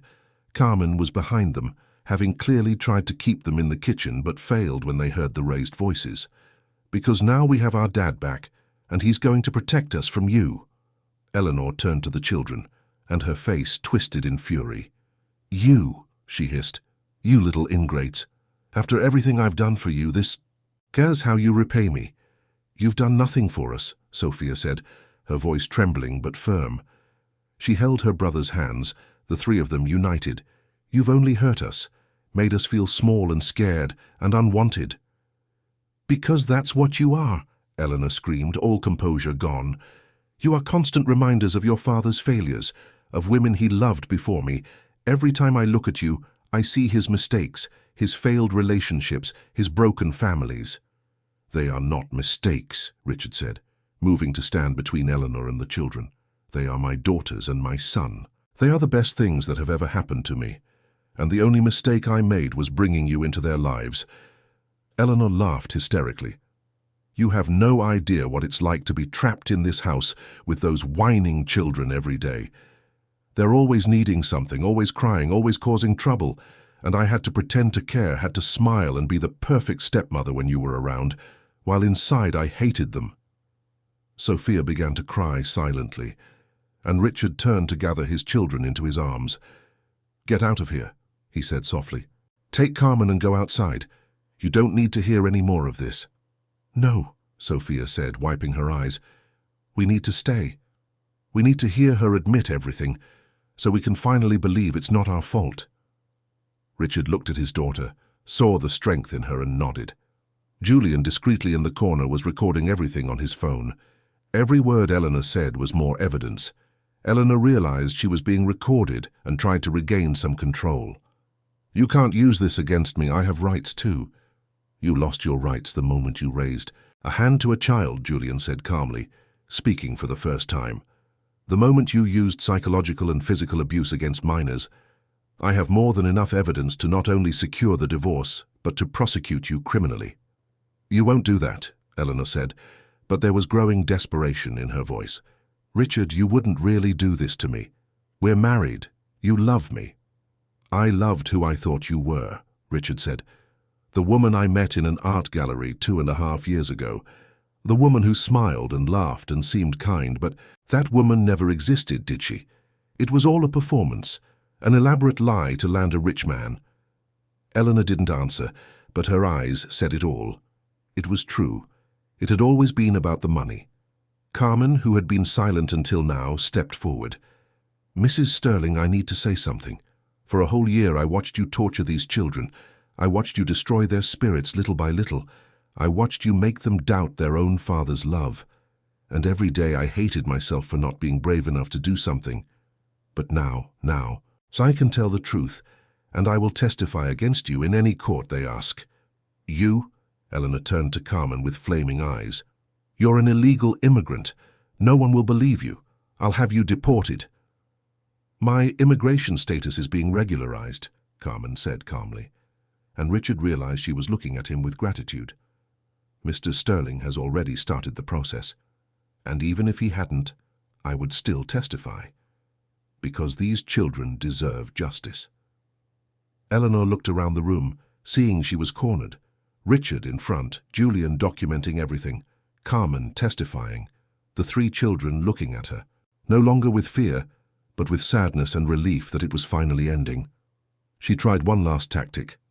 Richard, she said, her voice softening, we can work this out civilly. I know I made mistakes. I let my frustration about our marriage affect how I treated the children. But I can change. We can go to therapy, work on this together. There is nothing to work on, Richard said coldly. You didn't make mistakes. You systematically abused innocent children. You planned to divorce me and take my money. You tried to convince me to send my children away permanently. That's not something you fix in therapy. That is who you are. Eleanor saw there was no way out. Her face hardened again, the mask falling away completely. You'll all regret this, she said venomously. I'll fight you every step of the way. I'll make this divorce as nasty and public as possible. I'll spread stories about you, Richard, about what an absent father you are, a negligent husband. Do whatever you want, Richard said. The truth always wins. And the truth is that you are a cruel woman who hurt children. No narrative you create will change that. That's when Eleanor completely lost control. She grabbed a decorative vase from the side table and threw it against the wall, where it shattered into 1,000 pieces. Clara screamed and clung to Richard. I hate all of you, Eleanor shrieked, especially you three. She pointed at the children. You ruined everything. If it weren't for you, I could have had a perfect life with Richard and his money. Leo started to cry, and Sophia put her arms around him protectively. Richard felt Carmen move to stand closer to the children too, forming a human barrier between them and Eleanor. Julian stepped in, his voice professional but firm. Eleanor, I'm going to have to ask you to calm down. Your conduct is being recorded and can be used against you. But Eleanor was past caring. She grabbed another object, a picture frame, and threw it as well. You're all conspiring against me. You, she looked at Carmen. You are always trying to sabotage me. And you, she looked at Richard. You're a fool for not seeing that your children are spoiled brats who need real discipline. Richard stepped forward, his voice low and dangerous. Get out of my house, now. This is my house too, Eleanor screamed. I'm your wife. Not for much longer, Julian said, pulling documents from his briefcase. Here are the divorce papers, and here, he pulled out another document, is a temporary restraining order. I got a judge to sign it while you were with Mark. You have 1 hour to pack your personal belongings and leave. If you return to this property or attempt to contact any of these children, you will be arrested. Eleanor snatched the documents from Julian's hands, reading them quickly. Her face grew paler and paler. You can't do this, she whispered. You can't just throw me out. We can and we are, Richard said. You have 1 hour. Carmen will accompany you to ensure you only take what is yours. Any attempt to take something that isn't, or to cause more damage, and I will call the authorities immediately. Eleanor looked at each person in the room, searching for some alliance, some support. She found none. Even the children, whom she had terrorized for so long, were looking at her not with fear, but with pity. You will regret this, she said one last time, but the threat sounded empty. Oh, Kev, you will regret crossing me. Then she turned and went upstairs, her high heels clattering furiously on the steps. Carmen followed her, and Richard was left with his children and Julian. As soon as Eleanor was out of sight, Clara began to cry for real great sobs, shaking her small body. Is she gone? Is she really gone? She's going, Richard said, kneeling to hug all three of them. And she's never coming back. You're safe now. Finally safe. Sophia pulled away to look at her father. Why did it take you so long? Why didn't you see what was happening before? The question cut Richard to the bone because it was fair. Because I was blind, he admitted. I was so focused on working, on building financial security for you, that I didn't see what was right in front of me. I didn't see that what you really needed wasn't money or a big house, but me. My presence, my attention, my active love, not just my passive love from afar. Are you going to stay with us now? Leo asked, his voice small and full of hope. Are you really going to stay? I am, Richard promised. Richard, I'm going to change everything. I'll work less, I'll be here more. I'll have breakfast with you every day, I'll help with homework. I'll listen to your days, your fears, your dreams. I'm going to be the father I should have been from the start. And Mommy Eleanor? Clara asked, her voice still trembling. She won't come back to hurt us? Never again, Richard said firmly. I promise. And this time, it's a promise I will keep with every fibre of my being. They heard movement upstairs, Eleanor throwing things into suitcases. Julian discreetly went to the staircase to supervise, as well ensuring she caused no more damage. Richard stayed with his children, holding them, letting them cry, finally allowing all the trauma, all the fear, all the pain to come out. After what felt like an eternity, but was probably only 40 minutes, Eleanor came downstairs with 2 large suitcases. Carmen was behind her, ensuring nothing that didn't belong to Eleanor was taken. Eleanor's face was red with anger and perhaps some regret, though Richard doubted she was capable of true remorse. I hope you'll be happy together, Eleanor said with venom. You and your problem children. She looked at the 3 children with disdain. You'll never forget what I told you. You'll always remember that you are burdens, that you are your father's mistakes. Sophia stepped forward, and to everyone's surprise, she smiled. You're wrong. We will forget you. Maybe not right away, but eventually, because you don't deserve space in our memories. You don't deserve our thoughts, our fear, our energy. You are nothing to us now, less than nothing. Eleanor's face contorted with fury, but before she could respond, Julian opened the front door. Your time is up. Time to go. Eleanor grabbed her suitcases and walked out, but she stopped at the door for one last comment. You won't survive without me. This house will fall apart. Those children will drive you mad, Richard, and you will regret throwing me out.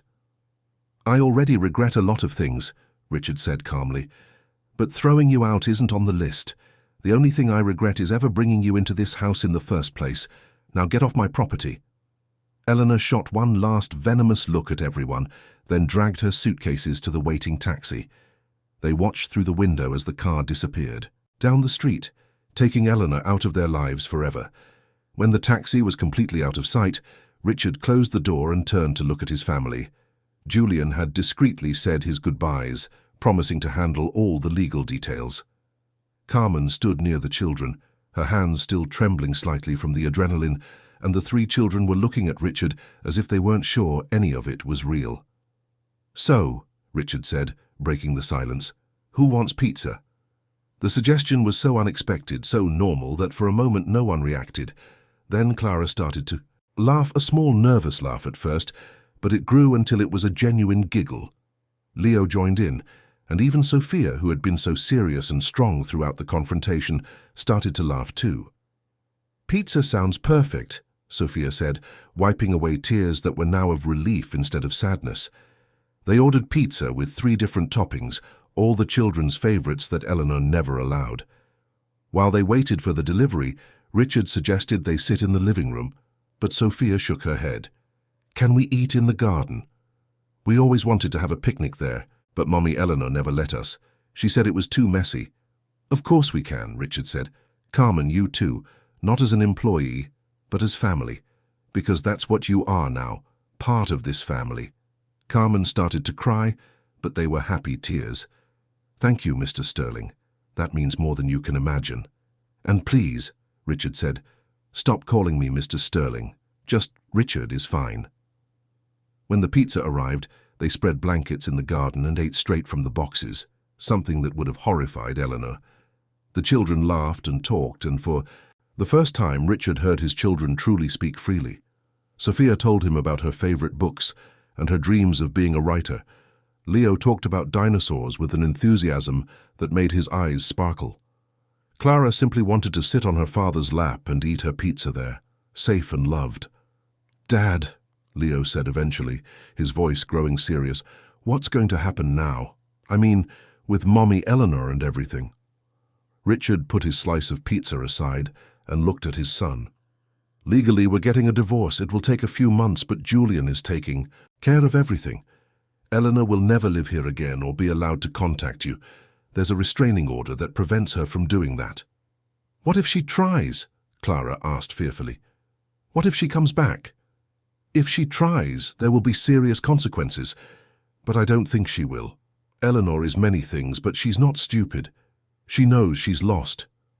Richard paused. "But I understand you might still be scared. So I'm going to make some changes. First, I'm going to install better security systems, cameras, alarms, so you can feel safe." "And second?" Sophia asked. "Second, we're going to start therapy, for the three of you and for me too. Not just alone, but together as well, as a family. Because we've been through something traumatic, and we need to process it with professional help." Leo looked at his father with admiration. "You've really thought of everything, haven't you?" "I've tried," Richard admitted. "I have a lot to make up for, a lot of mistakes to fix." "You can't fix the past," Sophia said with wisdom beyond her 9 years. "But you can make the future better." "That's exactly what I intend to do," Richard promised. The following weeks were a time of adjustment and healing. Richard kept his promise to work less. He delegated more responsibilities at the office, hired more executives, and set firm boundaries on his hours. No more working late every night. No more trips that lasted for weeks. He was home for breakfast every day, had dinner with the children every night, and dedicated his weekends entirely to them. The house slowly began to change too. The rigid rules Eleanor had imposed disappeared. The children could use all areas of the house freely. Laughter echoed through the hallways. Clara's drawings appeared on the refrigerator. Leo's toys were occasionally scattered across the living room floor, and Richard didn't mind one bit.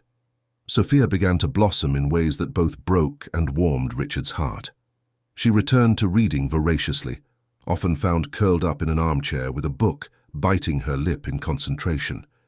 She started writing her own stories, and when Richard asked to read one, he was blown away by her talent. The story was about a brave girl who faced a dragon not with a sword but with words and truth.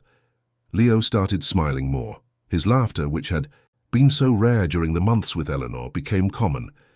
He began collecting books about dinosaurs and would spend hours studying them.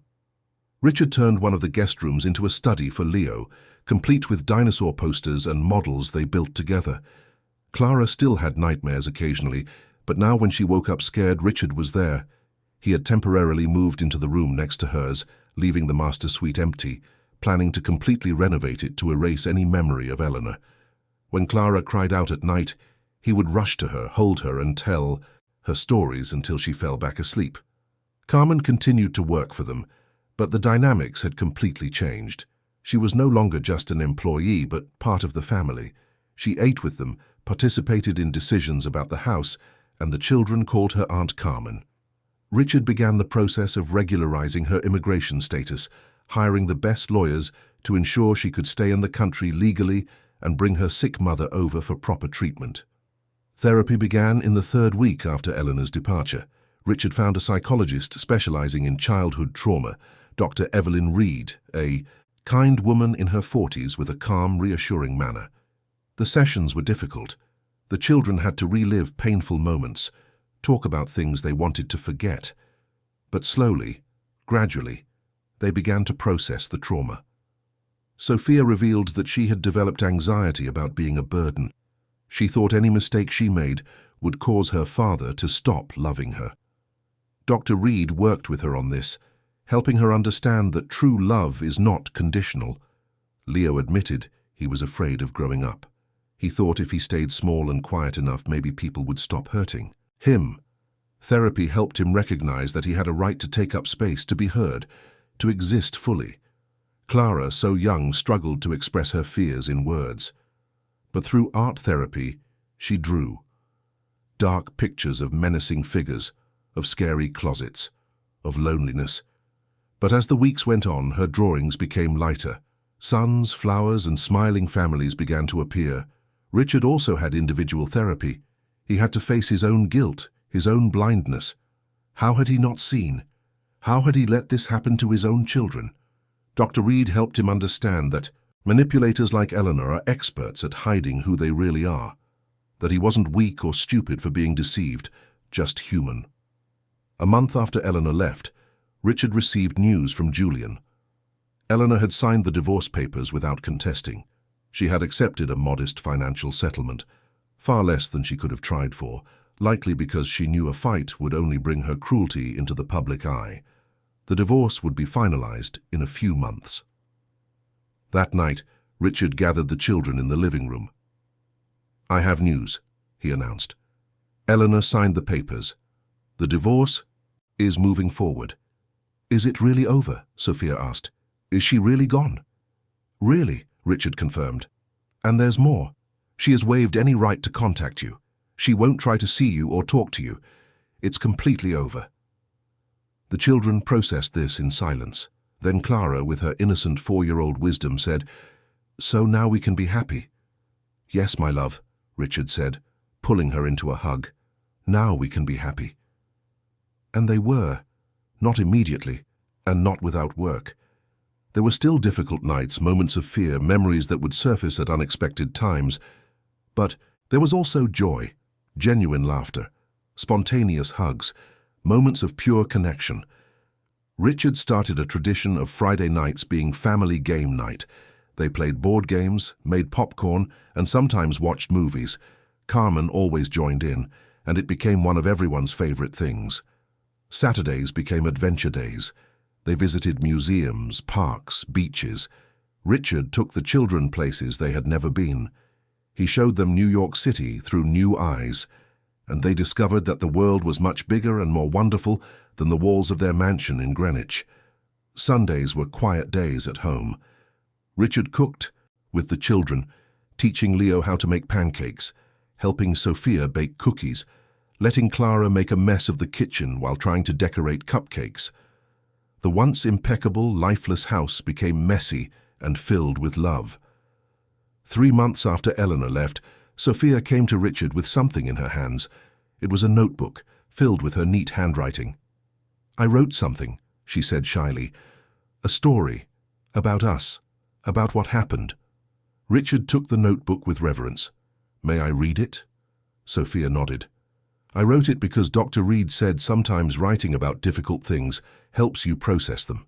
And I wanted to remember not just the bad parts, but the good parts too, about how you saved us, about how you stayed." Richard read Sophia's story that night, tears streaming down his face. It was brutally honest about the abuse, but also full of hope about the recovery. And at the end, Sophia had written something that Richard knew he would carry with him forever. "My dad wasn't perfect. He made mistakes. But when he saw those mistakes, he fixed them. He didn't abandon us. He didn't run away. He stayed and fought for us. And that makes all the difference. Because real family isn't about never making mistakes. It's about being there even when it's hard. It's about love that doesn't give up. It's about second chances and new beginnings. And we have all of that now." Richard kept that notebook in a safe place. One day when the children were older, he would remind them of what they had been through and what they had overcome.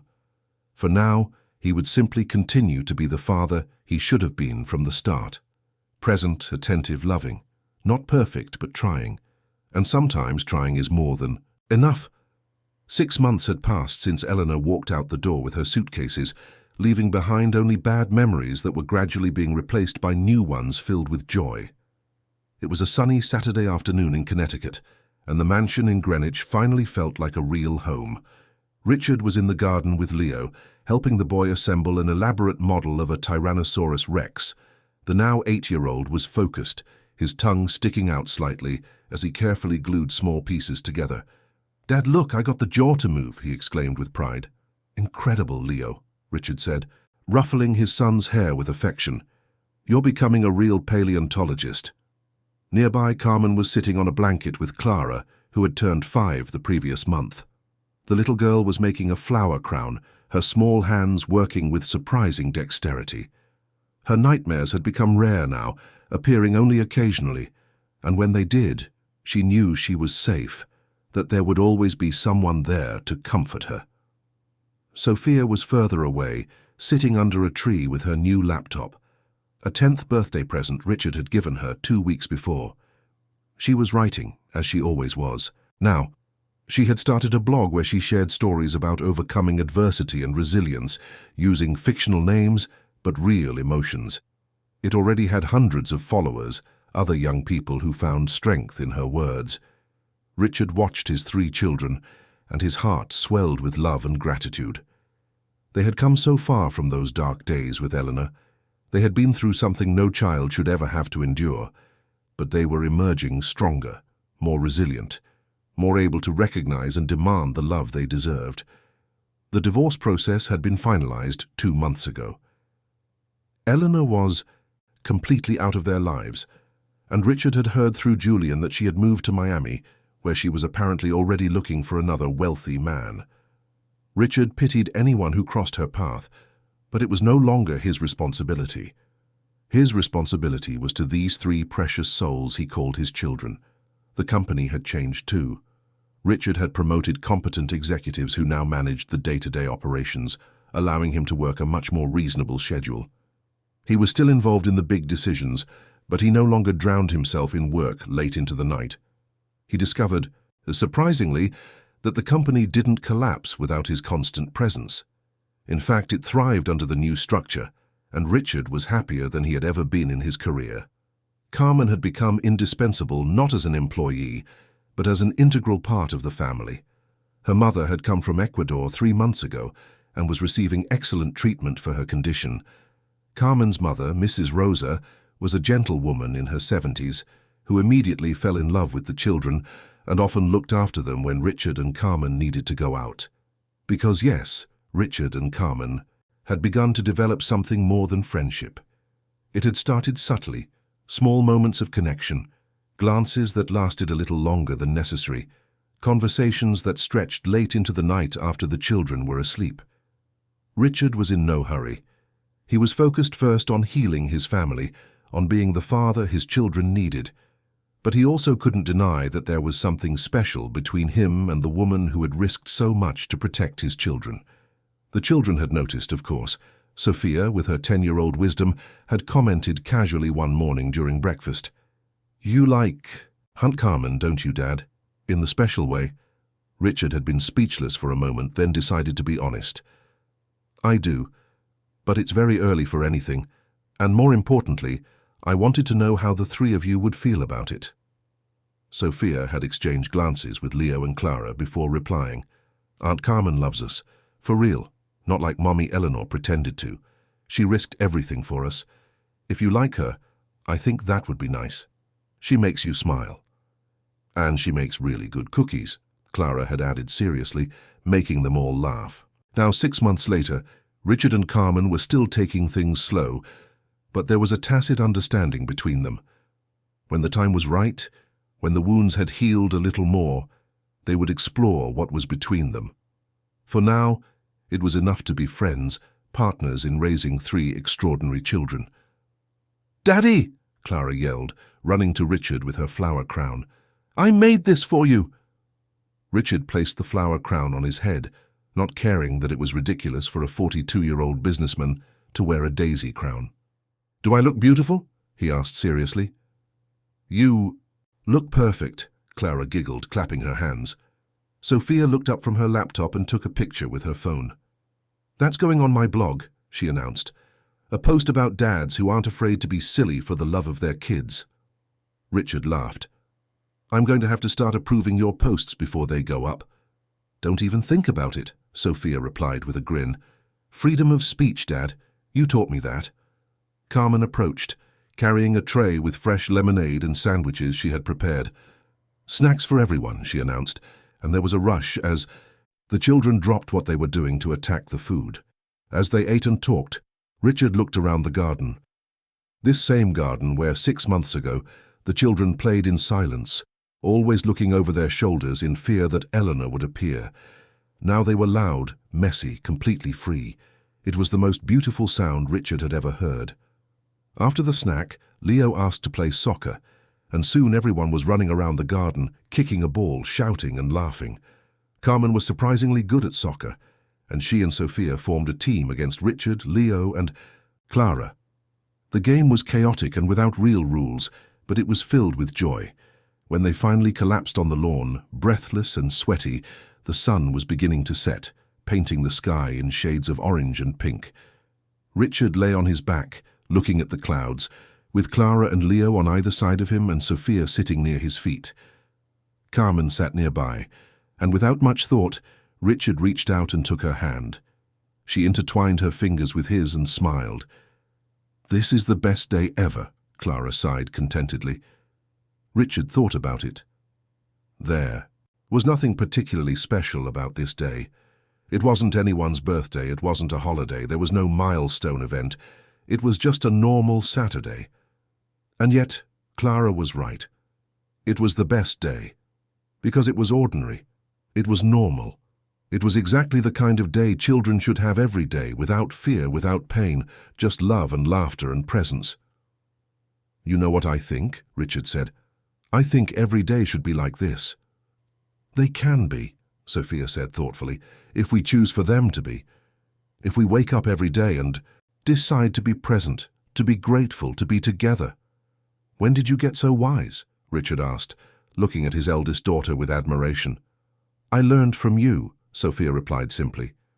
"You taught us that it's never too late to change, that even when we make big mistakes we can fix them if we're willing to do the hard work." Richard felt tears prick his eyes. "I love you three," he said, his voice thick with emotion. "More than anything in this world. And I'm going to spend the rest of my life proving it." "We know, Dad," Leo said, snuggling closer.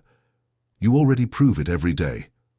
As the stars began to appear in the sky, they finally got up and went inside. Carmen prepared dinner, while Richard helped the children wash up and change. They ate at the kitchen table, not in the formal dining room because that room still held bad memories.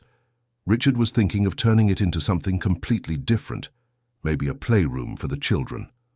After dinner, as was now tradition, they gathered in the living room for story time. It was Richard's turn to tell a story, and he pulled the children close to him on the large sofa. Carmen sat in the armchair nearby, knitting what looked like a scarf. "Once upon a time," Richard began, "there were 3 brave children who lived through very difficult times. They faced a terrible dragon who tried to destroy their spirits. But these children were stronger than the dragon ever imagined. They had something the dragon could never understand. They had love for each other, and when their father finally woke up and saw the danger, he fought alongside them." "This isn't a story, is it?" Clara asked. "It's about us." "It is about us," Richard confirmed, "and about how sometimes the best stories aren't about princes and princesses in faraway castles. They're about real people overcoming real hardships. They're about family, about love that doesn't give up, about second chances." "And the ending?" Sophia asked. "How does our story end?"